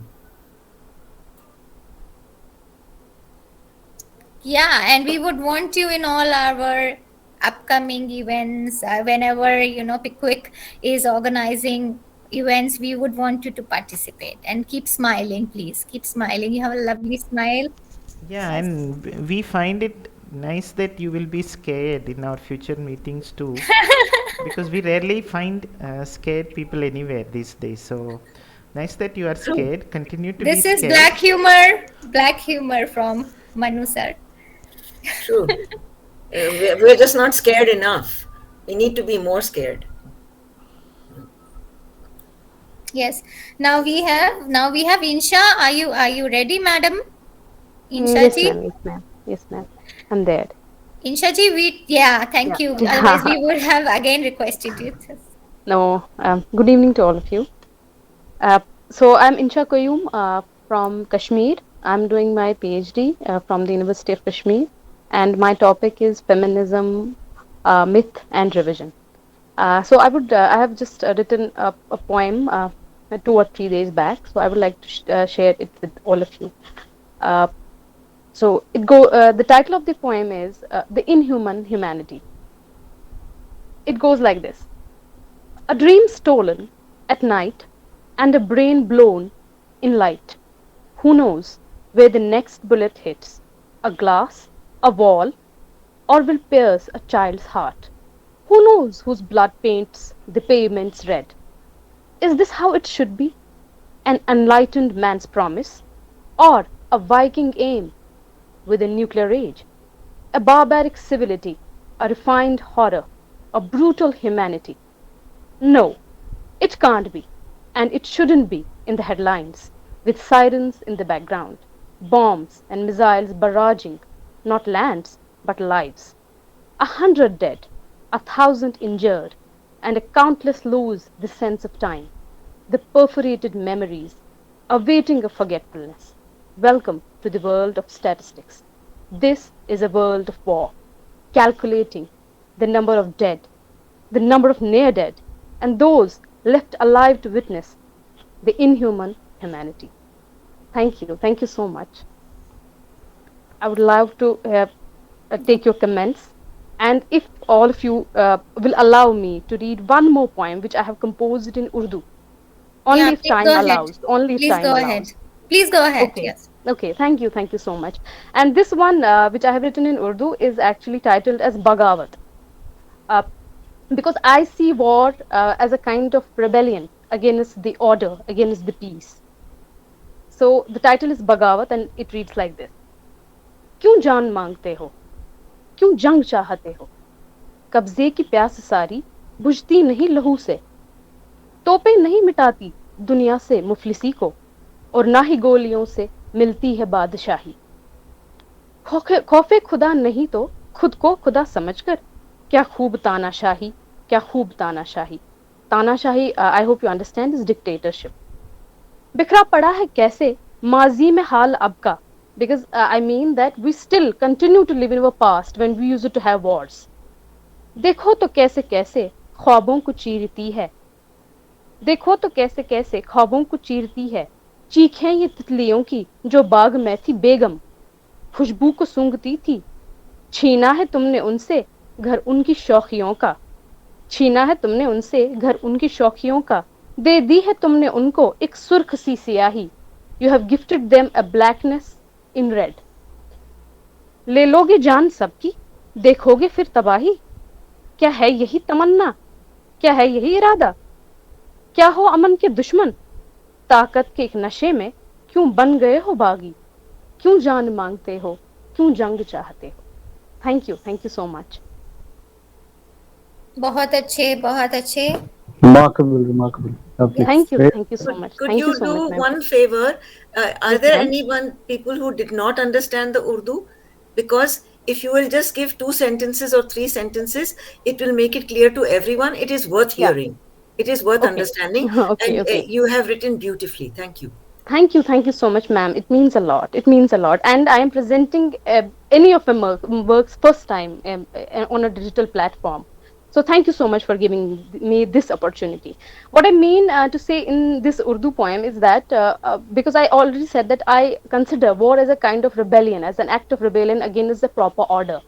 And in this poem, I am questioning all those people who want to wage war because they want to show their domination, because they want to be a kind of dictator in a seemingly democratic world. So that is why I said that what kya khoob tanashahi, that what is this kind of dictatorship which you are like displaying in a democratic world. And I have used it here a symbol of a butterfly who is very beautiful and who is sitting in a garden, and then she's enjoying all those scenes, and then suddenly this war disrupts the whole world for them. It is again a question for those that do you wish this? Is what you want from this world? Are you an enemy of peace, of order? And because you have this power to, and that's why you play it and put it on display. It's actually like you are a kind of rebel, just as we have Satan in our sacred text. It's there. It's a myth. I don't know or myth of original sin is that Satan rebelled against God. And I have actually compared the two situations, that he rebelled against the God because there was an order, and threw us all into kind of chaos. And exactly in the same way, are you committing the same act of rebellion by disrupting the peace of the world? That's what the whole idea of this Urdu poem was. I hope all of you understand it. I think you have told us very clearly what you said in Urdu as well, and you speak very, very well. I'm very proud of you, and Thank you so much, ma'am. I hope I can be more in touch with you because of your topic, and Okay, ma'am. I look Yeah, forward to sure, ma'am. I look forward to your reaching me. My pleasure, And ma'am. My pleasure. you know how to reach me. You Uh, don't. no, On the can group, you? on the group, probably all our numbers are there. Okay, Yeah. ma'am. Okay, ma'am. I'll contact you. Okay, ma'am. I think so. I Thank you think so so. much. Manu sir, our numbers there na? She can, na? Yes, yes, yeah, definitely. Thank you so much. Insha, And I will. it was Ji very Manu sir. nice listening to you. The first point, the opening of the poem was, Donne like, John Donne like, very abrupt. Uh, you know, what was it? Stolen brains and exploding ideas. So it was wonderful. The opening was wonderful, and the poem, it was stacking up images one after the other, images that capture the horror of war. So that English poem was simply outstanding, and the energy and the power with which you were reciting that poem was simply outstanding. I Yeah, was thank thinking you, that sir. this is how poetry should be recited sometimes. And regarding the second point, regarding the Urdu poem, I didn't understand fully, definitely. Urdu is not my cup of tea. But still, what I felt was, even before you explained the poem to us, because of the magic of Urdu, or maybe because of the quality of your recitation, it was a treat for us. And I would say that all languages are same, and there is nothing that separates one language from the other. These are like garbs that clothe our thoughts. All these things we can say, but somewhere I feel that Urdu is very melodious. Urdu is very beautiful when compared to most of the other languages. I may be wrong, and when you explained it, that made a lot more sense as well. So thank you for bringing in Urdu, and for the power that you brought into that recitation. That was nice. Thank you so much. I have something to add, because if I may, Yes, John ma'am. Donne wrote that book, wrote the poem "Death Be Not Proud," and I'm familiar with that poem since I was very small, because President Kennedy was killed while I was there, and I was a witness to that. Not directly, but I was in the same country at that time. So, "Death Be Not Proud" was the poem that was said as a eulogy for him, and it came to a point where one day I had to take this poem to present it to a school of Muslim students only, and this was the girls' group. And I told them that, see, death, in according to our Quran also, Malakun Maud is a servant of Allah, and "Death be not proud" says in the very last line is, "Death, you too shall die." So that is the truth, that John Donne has written something in English so many years ago, and to link it to the Muslim belief, the Islamic belief, I should not say Muslim belief, Islamic belief, that God also has made a servant of death, and death too shall die, because all that God has created, God can also destroy. So that is the interesting thing about John Donne's poem, and how it correlates with what is written in the Quran Sharif. Thank Would you. anybody Sorry. like to think about why butterfly was a repeating image, recurrent image through many poems that we heard today? I don't know why. there were butterflies in many Yeah, of the I'll tell poems. you. There is a book also written and a song also written and a movie also made saying butterflies are free. So the image I think that has been ingrained in our minds and in our hearts and our souls are that butterflies are beautiful, butterflies are free. So when we hurt a butterfly, we are hurting something very beautiful and very harmless. What does a butterfly do to us? You see? So butterflies are free, but we harm the entire uh, world that the butterfly is living in, and that creates chaos for all of us. Am I correct, Insha? Yes, yes, ma'am. Yes, ma'am. It's actually, it symbolizes something, Yes, some kind ma'am. of a beauty, and so delicate, delicacy, symbol of delicacy also. So it's a kind of outrage against a butterfly to harm it. It's a brutal kind of violence to harm a butterfly. That is why it has been recurrently ingrained, as you rightly said, as an archetype of a kind of beauty, kind of freedom, and kind of delicacy. Yes, you're right, ma'am. Thank you. Thank you so much. They have something poetic in them. They're vulnerable, they're delicate, and everything delicate, beautiful. Yes, so true. And life, because you can see them Yeah, fleeting, you can see and them. so many. Do you know how many? I went to the Butterfly Museum in Sikkim. You cannot believe the size and variety of butterflies. And there are butterflies museums in many parts of the world. And butterflies do fascinate us. Yeah. If I may just add, there is a scientific theory. Is it scientific or not? I don't know. It says that flutter of a butterfly here may lead to tsunami miles away. It explains the deep interconnectedness of things. So the scientists of those kinds are also bringing in the simile of butterfly, probably the way they do their mathematical calculations. So that's how, again, as you are saying, archetypal linkages we have as part of our collective consciousness. Exactly, and this poetry recitation session that we are having is the butterfly whose flutter will have a tsunami of effects even there in Ukraine. Let's hope so. Should be, Yeah. should be, should be. And the butterfly behind Manu Sir's, the, the butterfly image on your screen, kind of background.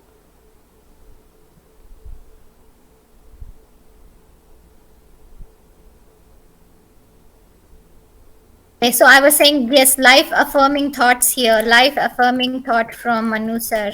And beautiful Rizvi ma'am, आपने इसका इंशा का बहुत अच्छा हौसला अफजाई की, और इस तरीके की पोइट्री को एनकरेजमेंट मिलनी चाहिए. मैं भी ऐसी पोइट्री लिखती हूँ ज़्यादातर, पर बंद पड़ी है मेरी, और तो मुझे भी बहुत अच्छा लगा जैसे इसने बताया. And I think we need to have more of such this warmth for this particular theme seems to it actually tells us that we need more of such discussions and more of such pro humanity talks and symposia, and especially poetry reading. I just want to uh, ask to the house, is there anyone else who would want to read out and I may I have think Palvi overlooked? said she wanted to read a poem. Palvi? Yeah, Palvi, I asked Palvi, will you read? I think. Yes, I would like to share something. So, Manu sir just talked about butterfly effect. Actually, when three persons used the image of butterfly, I was thinking the same thing which Manu sir said, and this theory is there, known as chaos theory. कि कहीं पे तितली के पंख फड़फड़ाने से कहीं दूसरी जगह पे एक भवंडर पैदा हो रहा होगा, कुछ इस तरह की बात है. मतलब तो थोड़ा कॉन्टेक्स्ट के लिए, जैसे वॉर का ये जैसा सारा माहौल चल रहा है, तो मैं अपने इर्द गिर्द जैसे चीज़ें नोटिस करता है आदमी कि हाँ, कैसे ही ऐसा लगता है कि कौन से लोग हैं जो कि ऐसा कर सकते हैं, मतलब इतने बड़े लेवल पे डिस्ट्रक्शन जो कर सकते हैं. तो मुझे ऐसा लगता है कि छोटे लेवल पर हमारे यहाँ ज़मीनों की लड़ाइयाँ बहुत होती हैं, तो ये बड़े लेवल पे ज़मीनों की लड़ाई है. मतलब तो जब यहाँ छोटे लेवल पे होती है वो बहुत ट्रिवियल सा लगता है, ऐसा लगता है कि ये छोटा मोटा है, मतलब झगड़े यहाँ पे भी Palvi, पंचायतें। could you please shift to English because our audience would most of our audience understand Okay, I have to I mean speak in English. yeah. Okay, but my poem is in Hindi. You all have to bear please, with no me. problem. Sorry for that. So yeah, I was saying that here there are trivial land issues, which so-called trivial, which are not trivial at all, because these trivial issues lead to bigger things, which create war. And I feel everything starts. God of small things, I would say that everything starts small and then take the bigger shape. So yeah, I would like to talk about the thing which is needed to stop war, and that is more love and laughter, I would say. And politicians are afraid of these things, and we should laugh often in their face, I would say. And yes, now I would like to recite my poem. जो एक pome नहीं है, जो एक खत है मेरी दोस्त के नाम, जो मेरे बहुत करीब है. तो ये हिंदी में है, तो I don't know, may be essence will reach you all. इसका ऐसे है, टाइटल है अजीजा दोस्त के नाम एक खत. Just tell us later on in English, that's all. Okay. अजीजा दोस्त के नाम एक खत. उस दिन जब तुमसे मैंने कहा कि कभी कभी मेरे यूं ही बेतहाशा हंसी फूटने पर घर वाले कहते हैं क्यों जल्लों की तरह हंसती रहती हो. तो याद है तुमने क्या कहा था? तुमने कहा था कहना यूनिवर्स मेरे कानों में कुछ बुदबुदा रहा है. ये बेलोस हंसी उसी का परिणाम है. ये कितनी खूबसूरत बात थी. दुनिया की किसी भाषा में इस एहसास को दर्ज नहीं किया जा सकता था. गुलमोहर सरीखी तुम्हारी छांव में मेरे भीतर छिपा बच्चा पुनर्जीवित हुआ उस दिन. 16 चक्कर ब्रह्मांड के एक सांस में काटे थे मैंने. सरापा प्यार हुई थी उस दिन में. सारा दिन शम्स और रूमी को सोचती रही, और सियाने बड़े कहे जाने वालों को देख देख कर हंसती रही. ये सियाने जो खुद से डरे हुए रहते हैं, ये सियाने जो युद्ध को आतुर रहते हैं, ये सियाने जो खुद को सियाने कहते हैं. दुख है मुझे इस बात का कि इनसे किसी ने नहीं कहा बेलोस हंसी आजादी का प्रतीक है, कि ये हंसी खुद को खुद से ही आजाद करती है. ये डरे सहमे हंसी को दबाए रखने वाले भला युद्ध के सिवा और क्या करेंगे. ये ठेकेदारों से कौन कहे कि जमीन और धर्म इन्हें बचाएंगे, ना कि ये उन्हें. इनका उत्तरदायित्व तो खुद को बचाने का है. कौन बताए इन्हें कि जमीनी टुकड़े क्या, प्यार में तो सारा अस्तित्व अपना है. कौन कहे कि प्यार में फूटती निरंतर हंसी तानाशाहों के मुंह पर तमाचा है.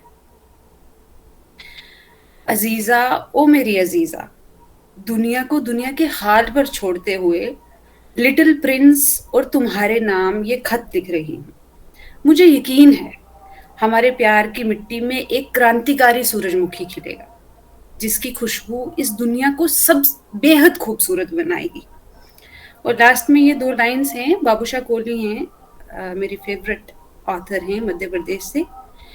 वो लिखती हैं कि और फिर दुनिया भर की मुस्कुराहटों के लिए ही नहीं, और फिर क्या दुनिया भर की मुस्कुराहटों के लिए ही नहीं है क्रांतिकारियां सारी क्रांतियां दुनिया भर में हंसी के लिए ही और प्यार बरकरार करने के लिए ही मुझे लगता है की जाती हैं. तो this poetry recitation, this made me emotional, sentimental.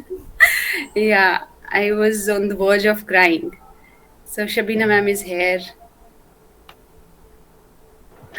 That's it. Beautiful.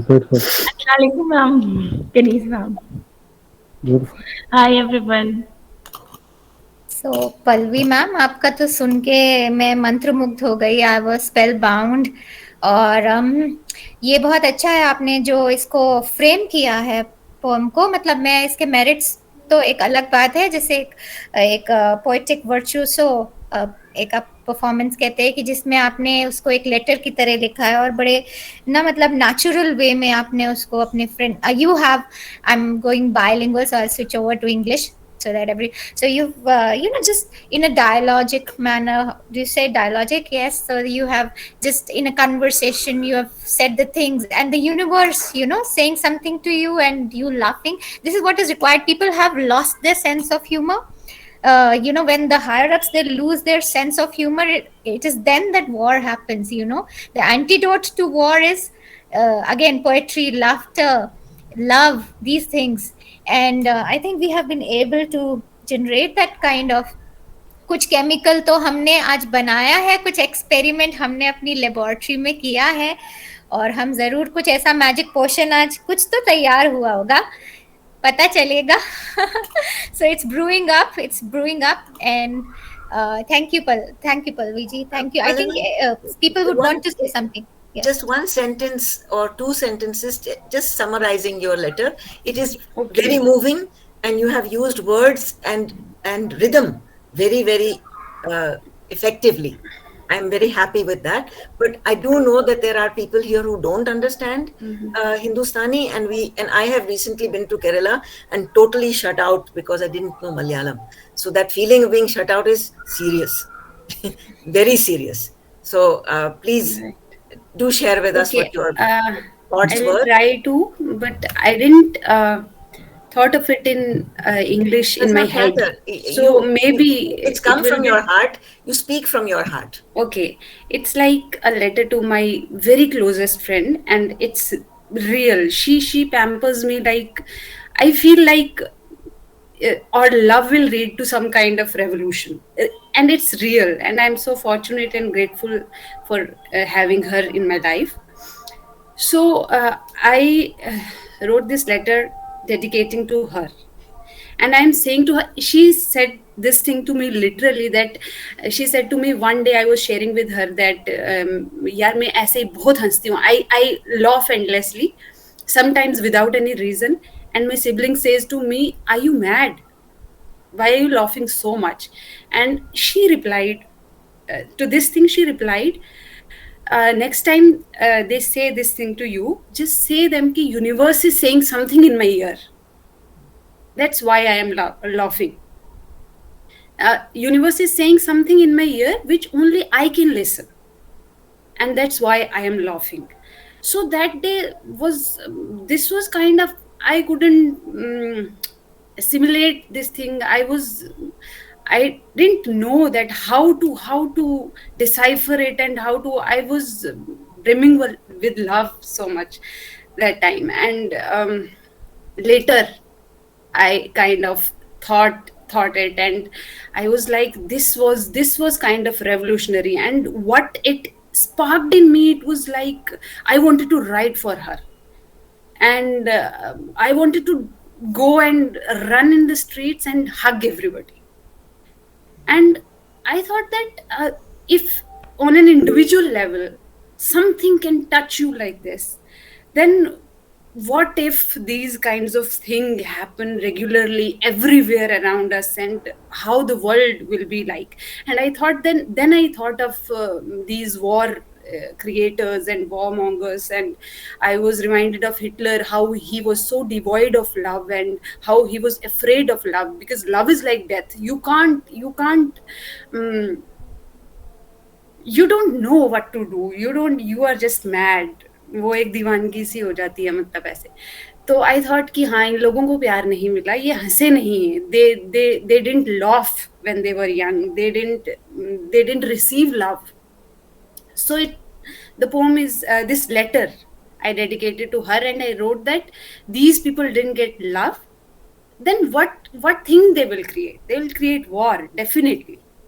So yeah, I think we all are here, and what we are sharing will definitely. वो एक किस्सा है कि नेपोलियन जो था, when he was small, a cat crossed his path, and he became so afraid of cat after that he was not feared of lion, but he was afraid of cat. And when he went for war, opposition वालों को पता था कि he fears a cat. So they brought an army of cats before them. So he lose the war then and there. तो छोटी छोटी चीजें बहुत इफेक्ट करती हैं. तो मुझे लगता है ये जो हमारा पोएट्री का सब हम लोग इकट्ठे हुए, ये भी दुनिया को वैसे ही, it will affect the whole world. So yeah, that's it. I hope. Thank you. Thank you so much. Lovely, lovely. Just a line or two. Can't ऐसे छोड़ नहीं सकते आपकी पोएम सुन के. थोड़ा बहुत जो हिंदी का ज्ञान है हमें. So just like to say that it reminded me of Gulzar at one point, the mode and style of your writing, and also Harivansh Rai Bachchan, probably in the making. As a don't take it. It's obviously a long way to go, but you wrote it beautifully. And you also, though you said it's trivial, it's not so trivial. The illusion of land, how you started off with small fights over land, and you then magnified it to war. So taken it off very well. Really loved listening to your poem. Thank you so much, sir. Thank you. Thank you, Somnath ji, for the encouragement, and thank you, Kanis ma'am, for encouraging Palvi's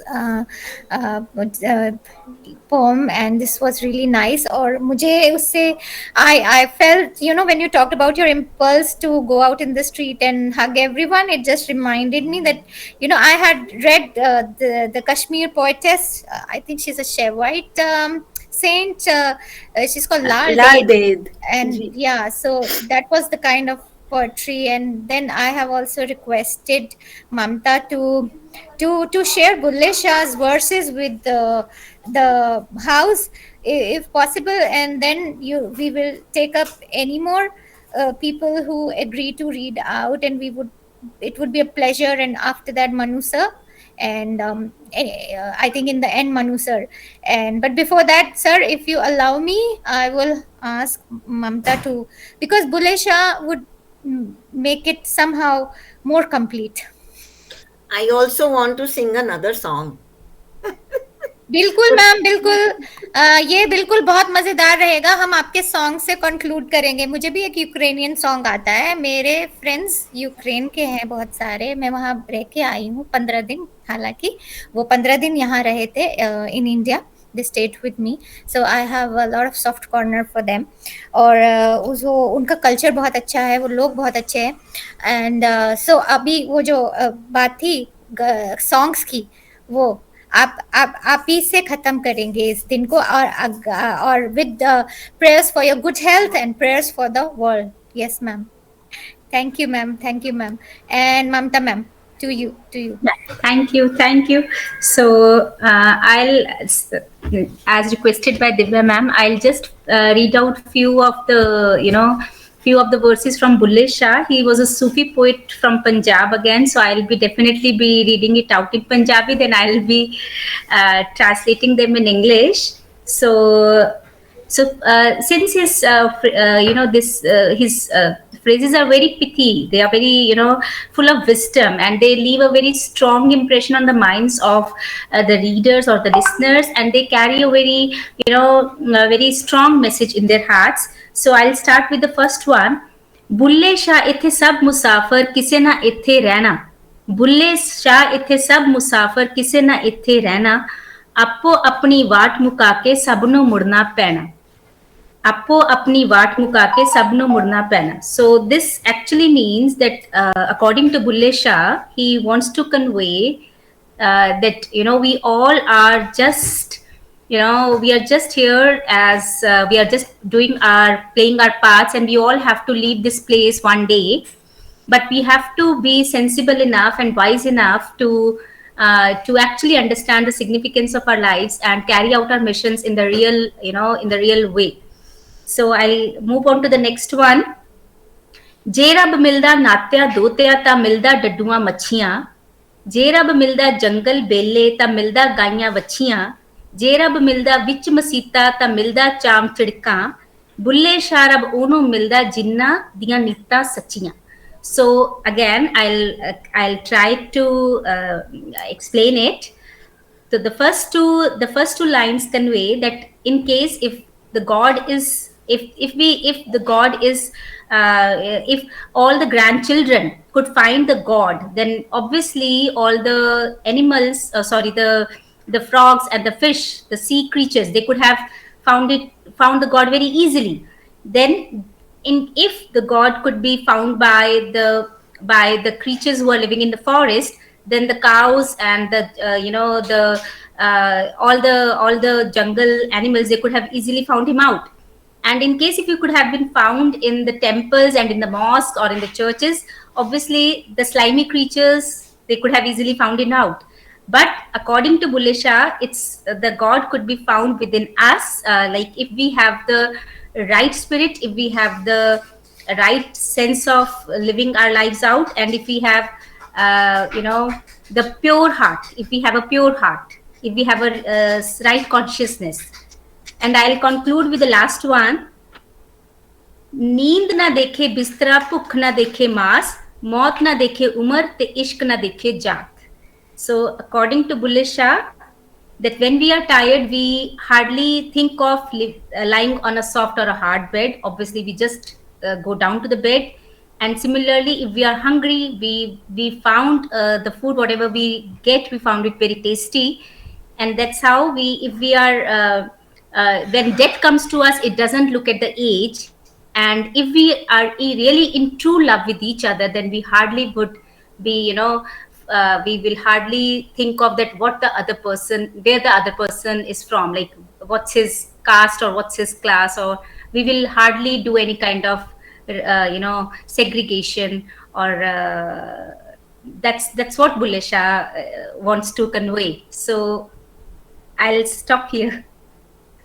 Thank you. Thank you, ma'am. Thank you. So Manu sir is still asking if we have anyone who wants to still read out, recite a self-composed poem and give expression to his or her thoughts on the theme. Good evening, ma'am. Says loads of congratulations. Yes, yes, yes. कौन बोलना चाह रहे हैं? Aisha, please go ahead. Sorry for interrupting, ma'am. Please continue. I'll tell later. Ayesha ji, okay, sure. I was just reading out these thoughts. और मुझे इनका नाम नहीं बोलना आ रहा, और बड़ा सुंदर सा नाम है. Is it Qudsi Rizvi or is it Dr. Qudsi Rizvi? I'm right? Is my pronunciation fine, ma'am? Yes, ma'am. Yes, ma'am. It's Dr. Rizvi, Dr. Qudsi Rizvi. Okay. Welcome, sir. Thank you for speaking to us, and thank you for congratulating the Pickwick Papers team. And please go ahead. Please, if you can recite, please do. If you can read out, please do. We will be happy to hear you and listen to you. Actually, ma'am, yes, I'm searching my poem right now, traveling, but I'll not be able to turn on my camera. If it's okay, I can recite it on audio. Sure. Yes, please go ahead. Please do. Oh, okay, ma'am. But just a minute. So Ayesha जी, आप बीच में कुछ कह रही थी, इतने वो ढूंढ लेते हैं पोएम इतने. आयशा जी, you can till he finds it out. Meantime, you can say what you wanted to say. Please complete whatever your statement. Yes, ma'am. Thank you. Good evening to all of you. Good evening. Actually, I want to recite a few lines. I feel very small among these dignitaries and such awesome poets I heard just now. So, these are a few lines I have written.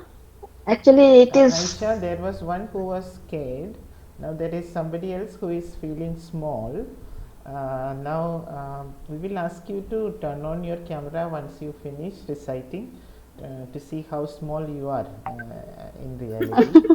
So maybe you can turn your camera on now itself and yes, recite. You are not small. We are neither too big. Though we may look big, it is just the camera trick. We are actually very small people. Actually, this is the lines I have written from the point of view of a child of 7 years who misses her school days when the pandemic started, actually. So, how she missed the school and the teachers and the friends. It is about this. The name of the poetry is A Salute to the Real Heroes. I miss my school, I miss my class, I miss my teacher and their task. I miss my playground, I miss my friends, I miss all the fun of being with them. I salute to the soldiers, doctors, and the nurses, and also the teachers, grocers, and the sweepers. We are safe because someone is fighting to protect us from the dangerous COVID-19. Oh God, please take care of them as we are safe because of them. Thank you. Very nice, very nice. And as you enter into the consciousness of a little child, and it ends with, like, like those prayers that are there in the school. So you do it really well. You sort of take up that poem and the prayer, and you show how it becomes real for a child, and how a child can, yes, usually at school we parody those prayers, not parody those prayers, we just sort of imitate, and we just follow the teacher. And now here the child is creating, he's putting in the sentiments of his own. He really wants, these things to take place. He's praying for the health of everyone, and so his good wishes. So thank you for sharing, Aisha ji. It is, and Thank you so all much, ma'am. all our attempts are all amateur attempts. I thank God that we are not experts. All of us are amateurs, and that is why I think we are happy in the imperfections, and I think we can understand each other well. Aisha, Uh, are you feeling bigger now? Earlier you were feeling smaller. Now are you feeling bigger? No, sir. Actually, I am, sir. Among such dignitaries, I am far away, sir. I am आप searching हमारे and लिए I am not आप able to हम find any एक dignitary. दूसरे के लिए dignitary है सब हमारे तो सब लोग हम this is I think a most democratic platform that I have found in years and इसमें जो ये सबका कलेक्टिव एफर्ट है वो और उसमें हम सारे एक बराबर हैं Ayesha ji this is a round table a beautiful round table that we have created a beautiful bouquet of different kinds of flowers that we have here. So dhanyawad, you have been a very important, valuable part of us. You will be, and in coming years as well, I'm sure. I Thank you. feel very proud to be a part of this program, ma'am. Thank you so much. It encourages us all. I'm sure Manu sir, Kaniz ma'am, Somna ji, Shabina ji, everyone would agree. Palki ji. And Richu Just ji, one thing, also ma'am. I saw her comments. Ma'am, Yes, you are ready, sir. Okay. yes, ma'am. Thank you, ma'am. Proceed, Divya, sir. ma'am. Thank you. Please, please. Good evening to all the poets over here, and आप सबका बहुत शुक्रिया. It's really heartening to listen to the aesthetics of poetry, and I was relishing all the poetic delicacies that the poets offered. My poem is on war and the consequences. It's a little bit dark and philosophical.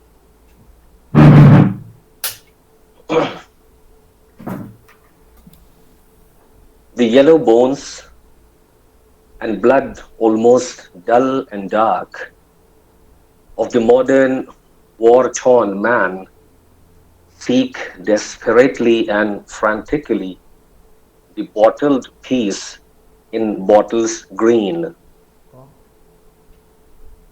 The broken glass of the tinted windows, they call it vision and harbor, termed as information in this blurry world collapses. And the cracked pathways of delirious experiments to rein in nature and breed wealth, alas, lead him nowhere but to an abyss deep and dark. Inside the grey suffocation, this mad technology imparts the oxygen of motivation, and true learning burn out, leaving charcoals of dreams in the disastrous desert of ecological crisis. Dread only the ensuing trepidations, while mad humanity gyrates at this earned wisdom. Now, within quote, modern man is the captive of his own mechanisms. Thank you very much. Yes, yes. I appreciate very much the pace and diction of your language. I can see what you were saying, and being able to see what somebody is saying is very exciting. Thank you so much. Thanks a lot, ma'am. Thanks a lot. It means a lot. It was an intellectual. Yes, we are all trapped. We are all trapped, and you bring out that the reason for these wars and for these tragedies precipitating. You have your finger on the nerve, and yes, this is all modern. What we sort of connect with modernization, what we connect with advancement of our civilization, enlightenment, everything. It has disastrous consequences. It seems to take us forward, but we are retrogressing, and we seem to be going forward, but actually it's taking us backwards in all senses of the word. And thank you. Thank you, ma'am. Thank you, Kutsiji, ma'am. Ma'am, may I recite only a couplet in Urdu that can sum up this poem? It has a philosophical touch also. जी इरशाद जी, शायर कह रहा है कि सभी कुछ हो रहा है इस तरक्की के जमाने में, या बहुत कुछ हो रहा है इस तरक्की के जमाने में, और आखिरी लाइन बहुत इंपॉर्टेंट है. I'd like all of your attention. बहुत कुछ हो रहा है इस तरक्की के जमाने में, मगर ये क्या सितम है आदमी इंसान नहीं होता.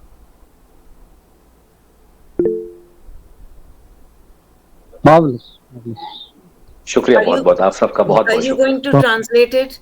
It's only 2 lines. Please do that. I really tell you, it is awful to be left out.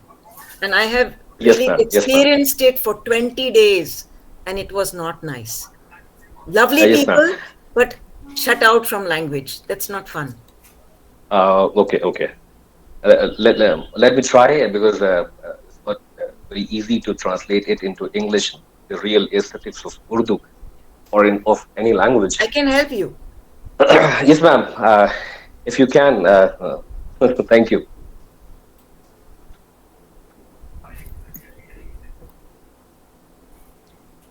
Everything is happening in this fast-paced technological world, but the real tragedy is that human being is not becoming man.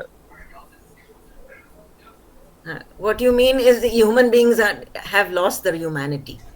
They've lost their humanity, and they're not, they're not growing.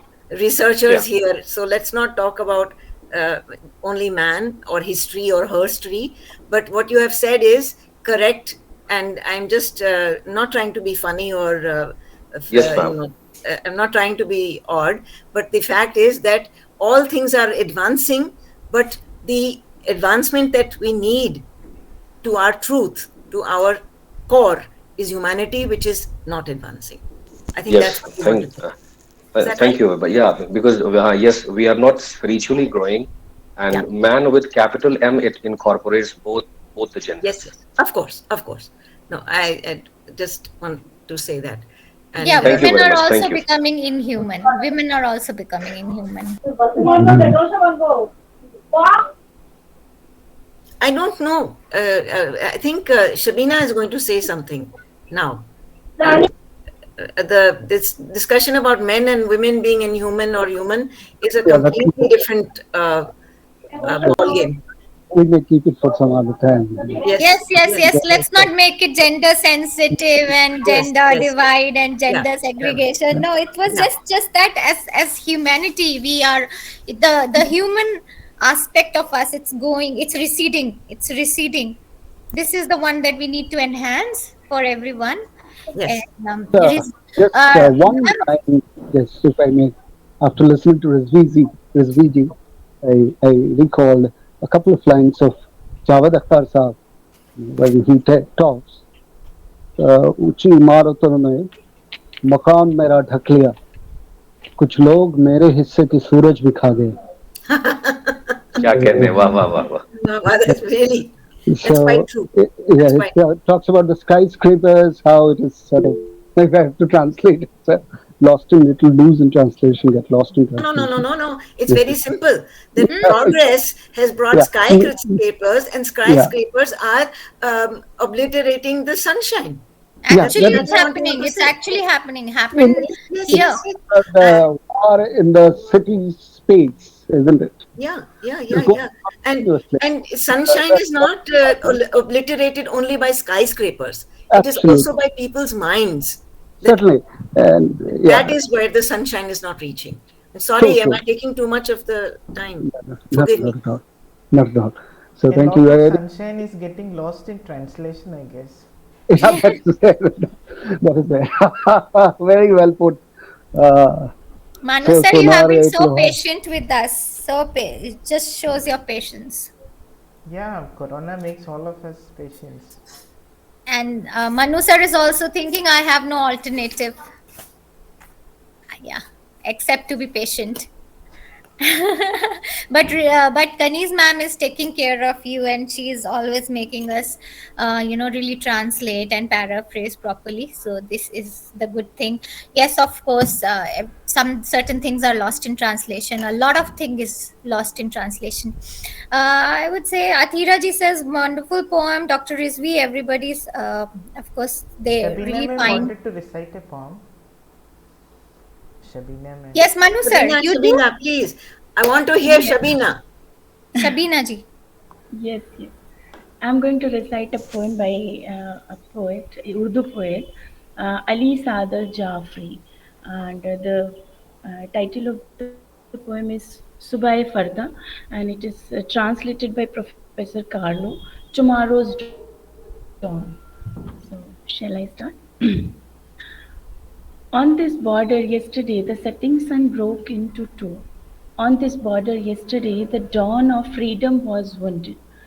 This border of blood, tears, sighs, fire, where hatreds had been sown and sword harvest. Here the beloved sigh, stars become restless. Here the loved ones' faces glittered behind tears. Here the mother was separated from sons, from her dear sister, from her brother. This border, drinking blood and spitting out flames, withers upon the breast of our land like a snake, comes out in the field adoring herself with arms of war.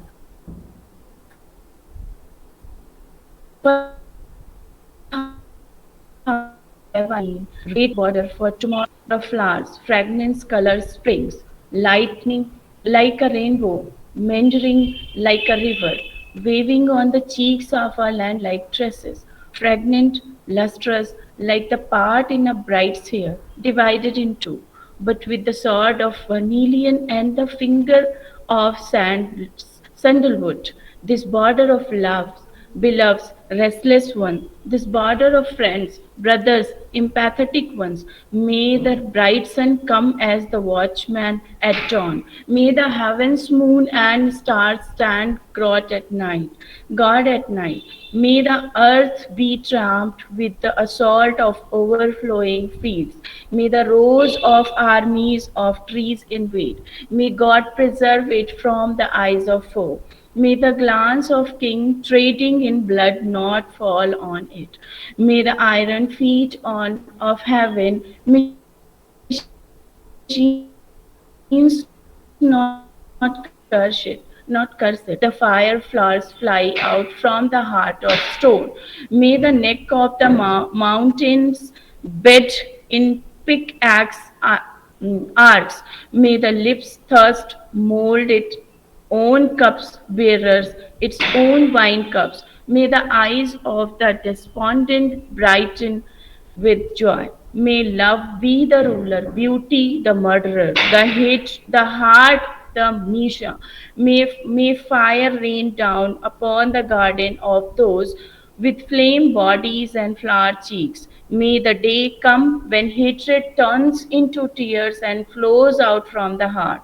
May the day come when this border becomes the kiss of two lips, this border of the eager, the passionate, the devoted, this border of the smart writer of the land of the heart, this border of the proud, the haughty, this border of Lahore's garden, Delhi's breeze, this border of dreams of peace and freedom brightening the heat, this border of setting stars, rising sun, this border of wounded roses of love blemished with blood.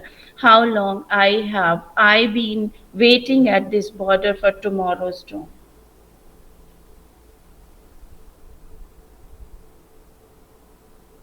It's desperate prayers going up, a poet praying desperately, actually. This is what we do.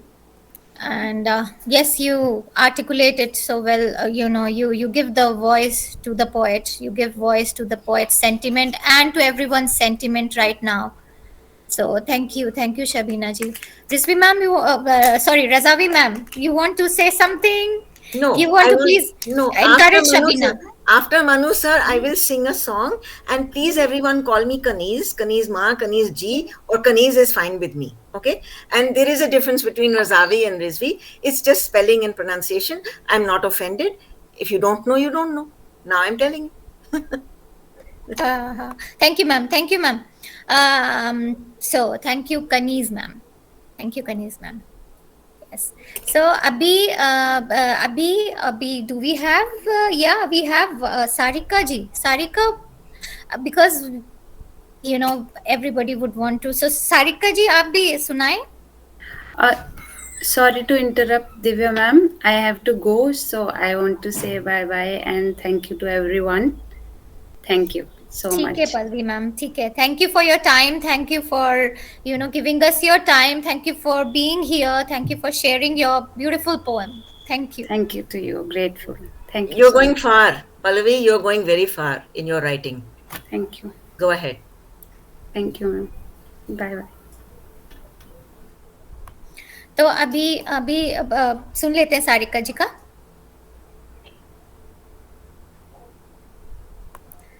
So I was just extending the courtesy to Sarika जी. सारिका जी ने मैं फिर उनकी तरफ से सुना देती हूँ.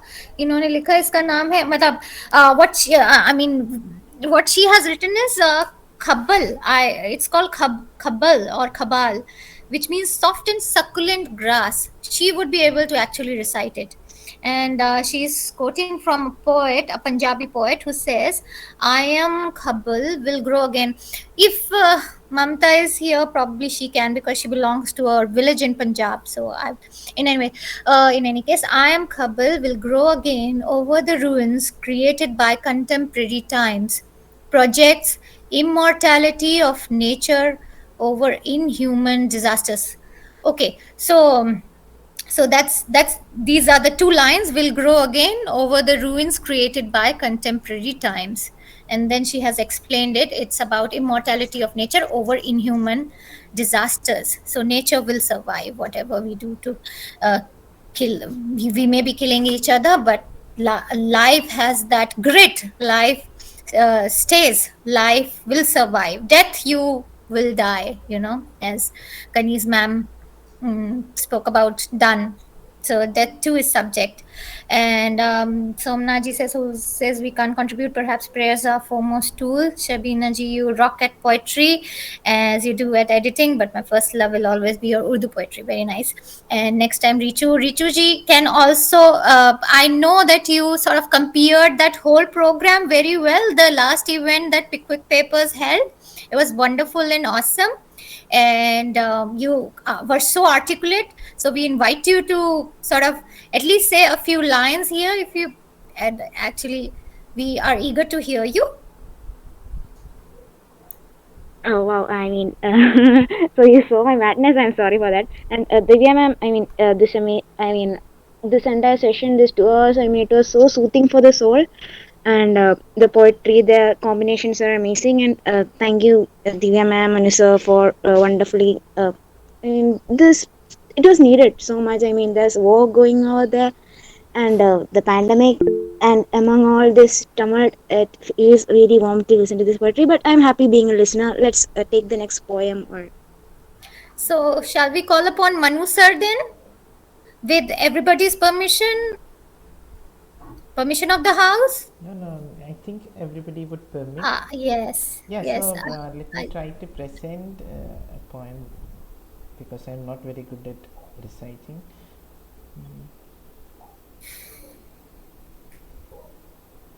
Kaniz ma'am, you know the second song also by heart? No. I have it on my phone.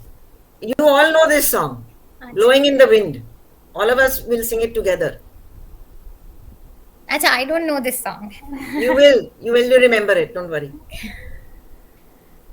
There's a chorus. You can join the chorus. Shabina ma'am knows it.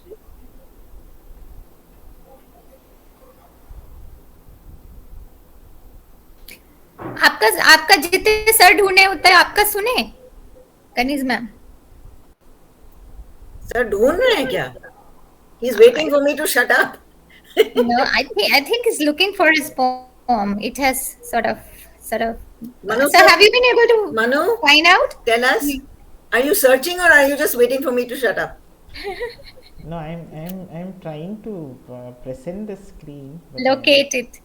Okay, then I will sing. I will sing. Unless you've located it. I will locate it. Okay, I will wait.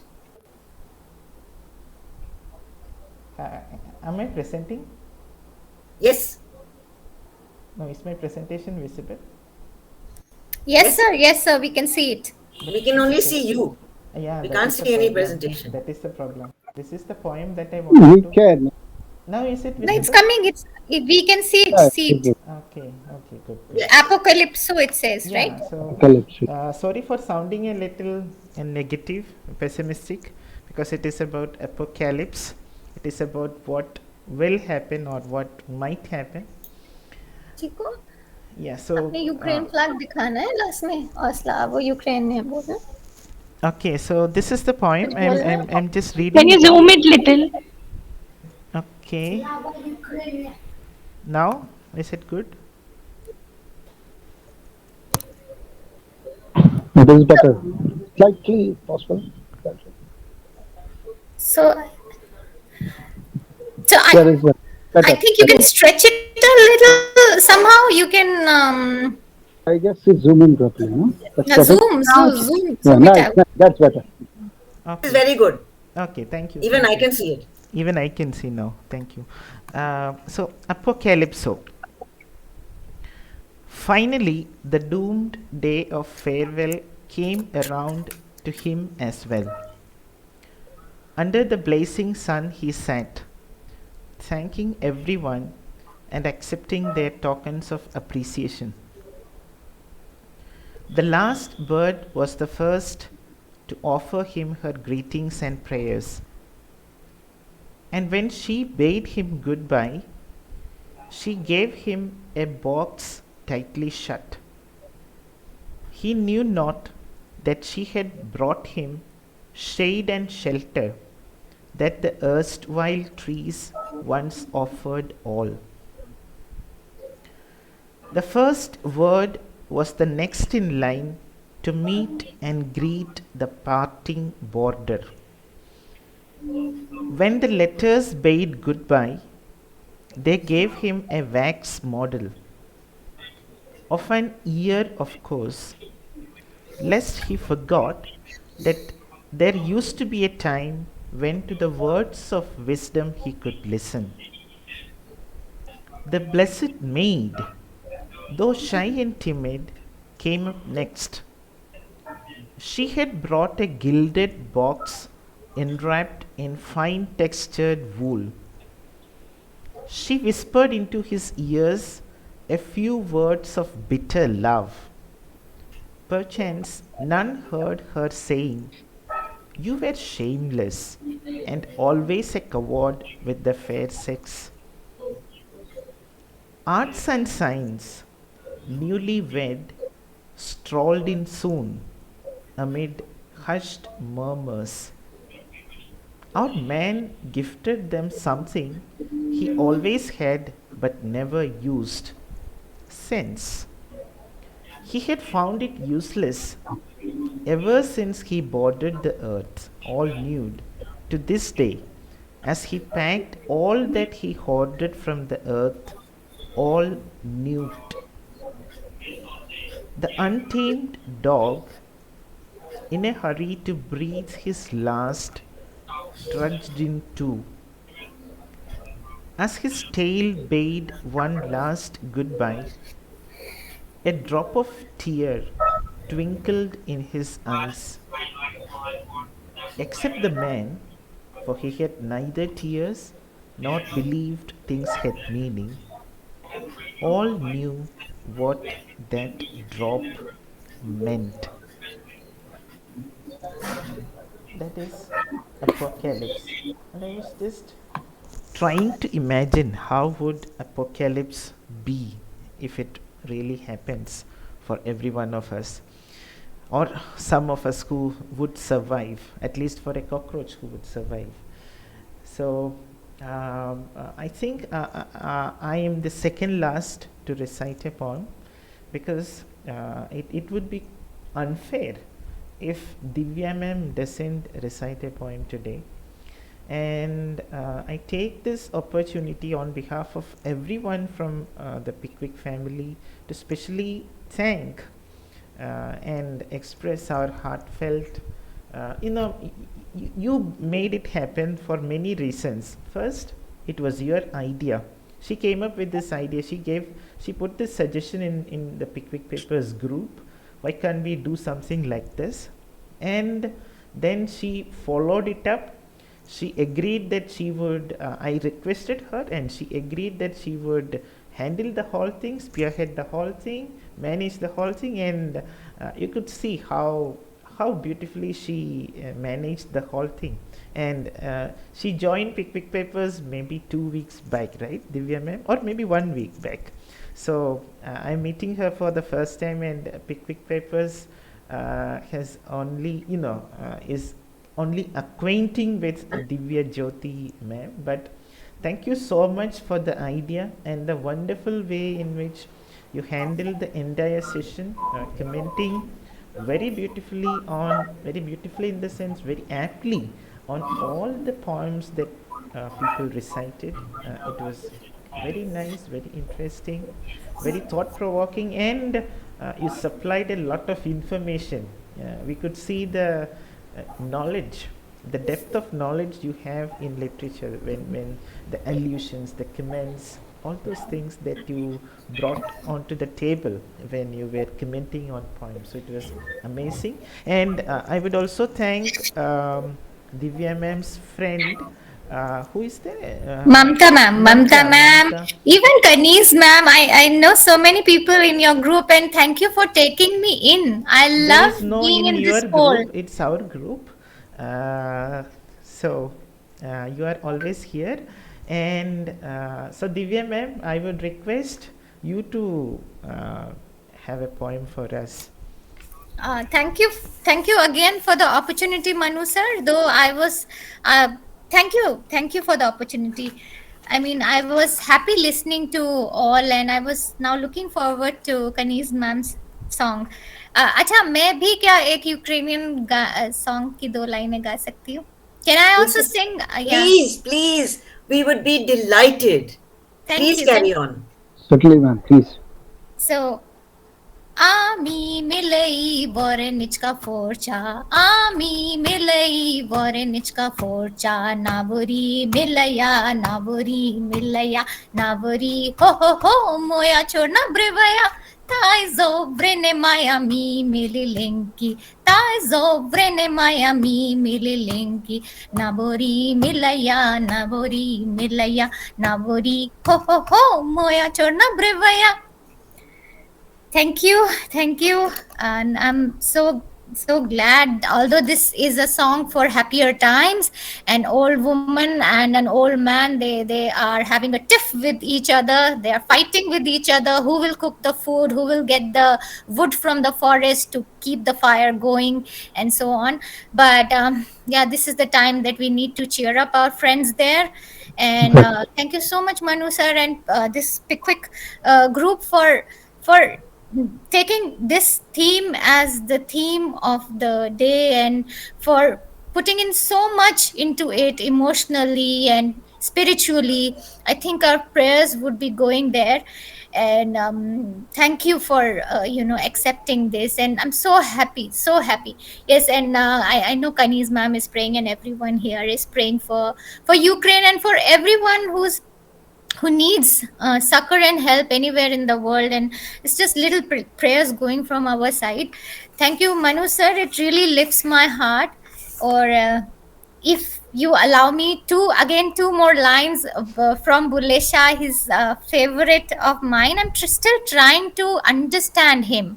I have heard about him a lot, and it's lately that I started reading it, because otherwise I was only reading English poetry, and I was writing in Hindi, when never read in Punjabi, etc. So I'll be learning Punjabi because of Bulle Shah and Waris Shah, who are spiritual. They don't call themselves spiritual, but yeah, who are understood to be. They are not even poets, so they were just saints and hermits, and they've just walked the streets. So सिर्फ मेरे ख्याल से दो stanza सुना दूंगी मैं, अगर आप सबकी इजाजत हो, if you all permit me. Please, please. Thank you sir. So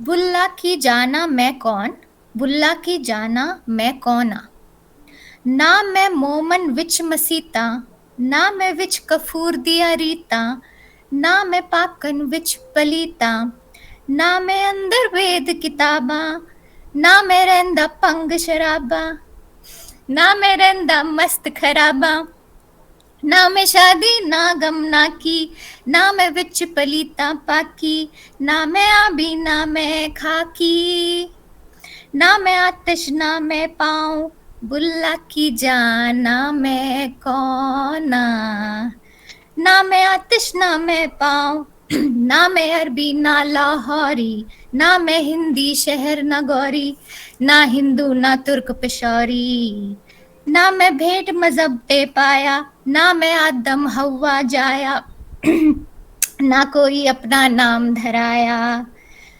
ना कोई अपना नाम धराया, अव्वल आखिर आपनु जाना, ना कोई दूजा होर पचाना, मैं तो ना कोई होर सयाना, मैं तो ना कोई होर सयाना, बुल्ले शाह करके है कौन, बुल्ले शाह की जाना मैं कौन, ना मैं मूसा ना मैं फेरो, ना मैं जागर ना विच सोया, ना मैं रेंडा विच नदाऊं, बुल्ले शाह खड़ा है कौन. And now it ends, Bulleh Shah. So बुल्ला की जाना मैं कौन, बुल्ला की जाना मैं कौन. So thank you. So I don't sing that well, but I mean what I mean to say is that yes. So this is what Bulle Shah says, that he's not in the mosques. Yes, ma'am. Yes, ma'am. I thought Kani's ma'am wanted to say something. So it says, I'm not in the mosque, I'm not in the rituals of the infidels or the kafirs, and I'm not that pure part of the impure either. I'm not under, I'm not included in the Veds or the books, you can't find me there. And I am not even there in the intoxicants, like bhang, like wine or whiskey. You can't find me there either. And I am not amongst the people who just are frivolous or who are bad. But I'm neither in celebrations nor am I in grief. I am not in the land nor in the water or sea, and nor I'm fireworks nor in the wind. I don't know who I am. I don't know who is Bulle Shah. I'm not from the Arab. I'm not from Lahore. I'm not from the Hind. I'm not an Indian either. I'm not from Nagaur, which is a place in India. I'm not a Hindu, and I'm not from Turkey. I'm not a Turk, or from Peshawar. I have not created the religious divides. I have not. I am not born of Adam and Eve, and I have not given myself any names. uh, I am the one who began and I am the one who ends. And I don't identify any other, but I don't know who I am. I'm not in the Moses and I'm not in the Pharaoh, and neither can you find me in sleep nor when you are awake. And who is this who stands alone? Who is this who stands alone?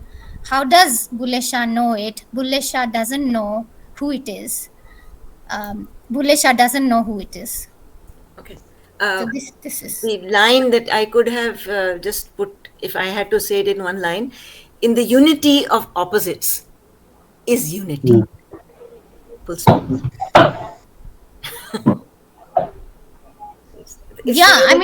It's in so the deep. unity of It's opposites difficult to is articulate. the unity, and that unity is the core. And everyone, that is all. I mean, I'm not going to go through each line. You did it beautifully. But just to summarize, because I have also studied this poem, I'm not a literature person. All of you know it. I'm just a anguta chap. But the fact is that in the unity of opposites is the unity. That is what Bulle Shah has said. Is that correct, yeah, ma'am? Ma'am, I'm still, this is a song that I just like to listen. Rabi Gill has sung this song, and so well. I mean, these are lines that I always don't. You are right. Actually, you are right. But there are certain things that you just sort of enjoy because of this vastness.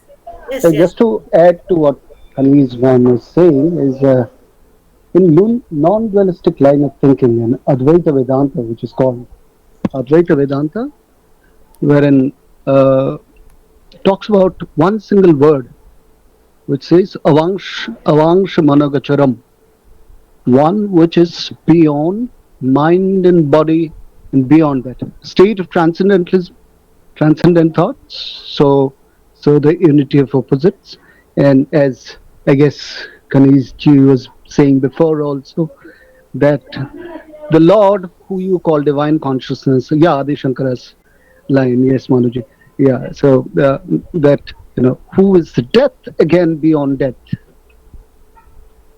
So in Islam she was saying that how Allah has kept the line I've forgotten, but the beautiful line that you said, that one has to die to go beyond death, or something that from Quran and Sharif you've said. Yes, that death.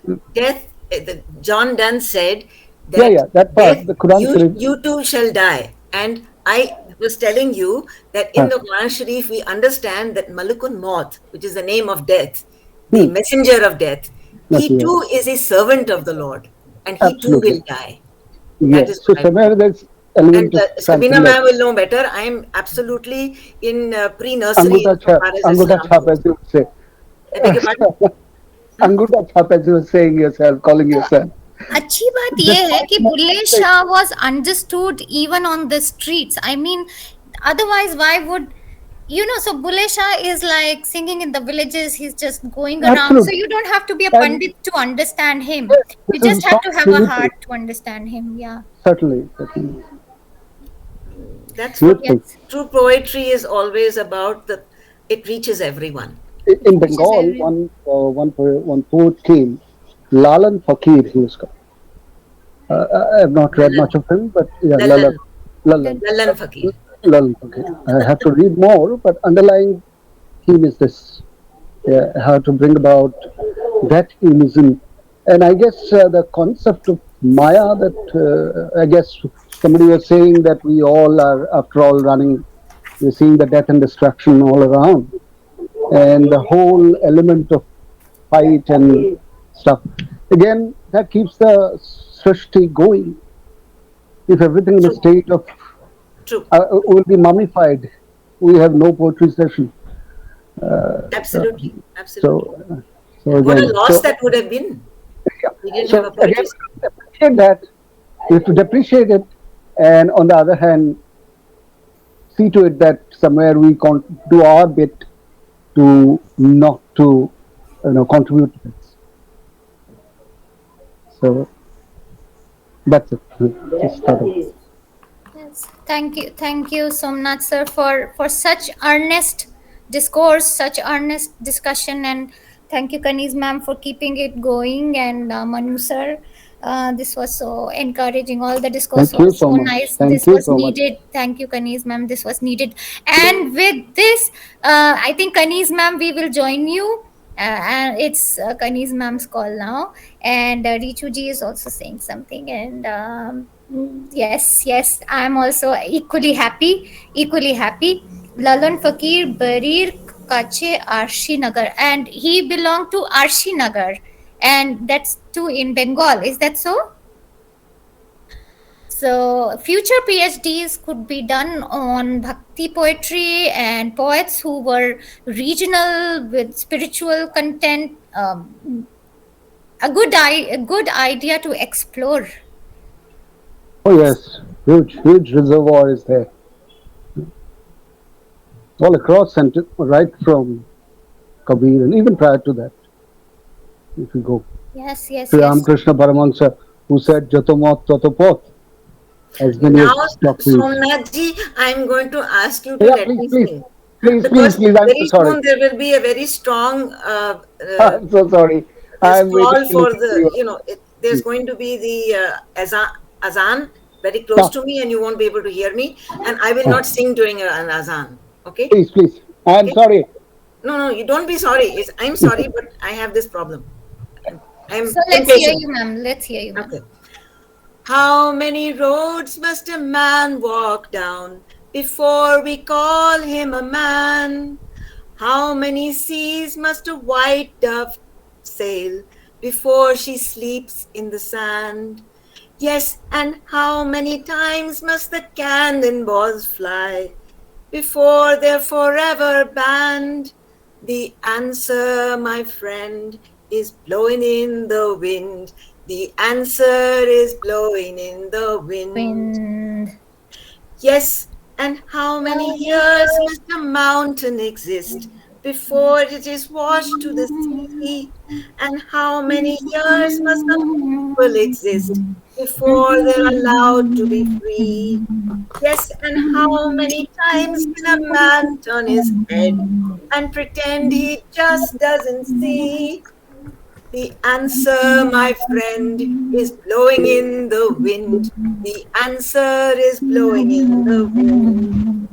And yes, how many times must a man look up before he can see the sky? How many ears must a man have before he can hear people cry? Yes, and how many deaths will it take till he knows too many people have died? The answer, my friend, is blowing in the wind. The answer is blowing in the wind. And that is the end, but I want everyone to sing with me once. The answer, my friend, is It's blowing in blowing in the the wind. wind. The The answer answer is blowing in the befitting end to this great session, And yes, the wind is blowing and we all can feel it, we all can feel it, and this session has sensitized us even more to it, even more to the charge that the wind is It carrying. was in all fairness that we began with Kanisma and we ended with Kanisma singing.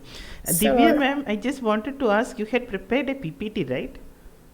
I had prepared a PT and you had helped me, No, no, give it but finishing touches as well. but where Let's is just it? see it. Let's hear it is. Let me just share it. Yeah. Let me just share it. So I just wanted to see everybody, so I just didn't play it. I mean, it was going so well. Not an So issue because it will be recorded and we will be making it available so on YouTube. so is it visible? Can we see Yes. it? Yes. Yes. So it's pro-humanity, anti-war symposium that we had today. This is a good day for us to be talking about an important issue. We started at 5, this is 8, and we all were hooked. And again, India stands by non-violence and world peace. We value old friendships and we encourage Divya new ma'am, friendships. there is only one problem. This is the older version. This is not the finalized version. Oh, please, please. Thank you for correcting me. Just let me see where we are. How did this happen? Just give me a second. Will you give me a second then? Yeah. We cannot share seconds, No, but no. you can I'm take not going to seconds. give you a second. I'm keeping the second in my pocket. Okay? Actually, it would have been nice if we could share Manu sir, seconds. do you have that? Manu sir, can you play it from your phone? I mean, you have sent it to me, so can you play it from your side, please?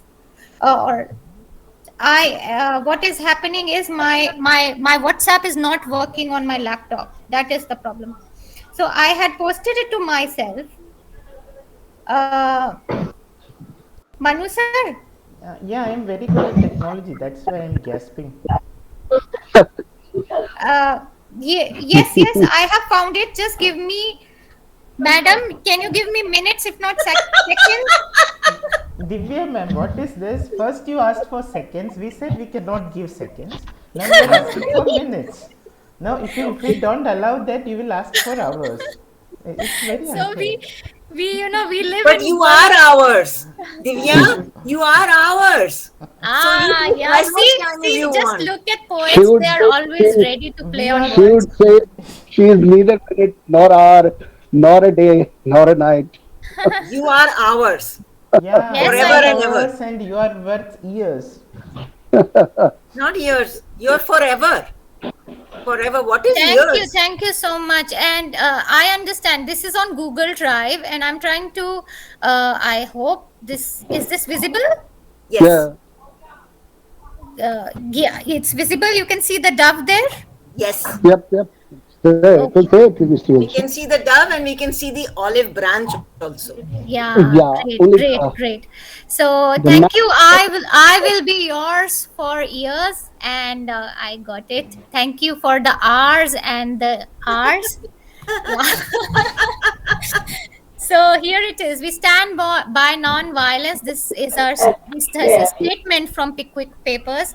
We value old and encourage new friendships. We, however, censor aggression. Manu sir, you want to read it out? No, you must. You must. Okay. If you're tired, Divya, I'll read it out. Now, not a problem at all. Sure, ma'am. Sure. But I'll just because run you've it. written no, but because you've written it, Divya, it makes so much more sense that you read it. Okay. Thank you, ma'am. Thank you. No, I'm not tired, but I would have, it would have been nice had you also read it. Okay. So this is the time when we must denounce war and announce peace. Poetry ought to do things that politics could not. So these are nice additions here. Yeah, we call for peace so that life and quality of life flourish. War is equal to devastation. And this you see is Guernica, to offer a platform for pro-humanity expression, to express solidarity to Ukrainian people in the times of crisis, to uphold common humanity, to address the issue of civilian casualties in war, to invite people all over the world, including Russia and Ukraine, to critique war, to lament loss of life in war-torn parts of the world, to invoke poetry that reaffirms empathy to endorse multilateral peace.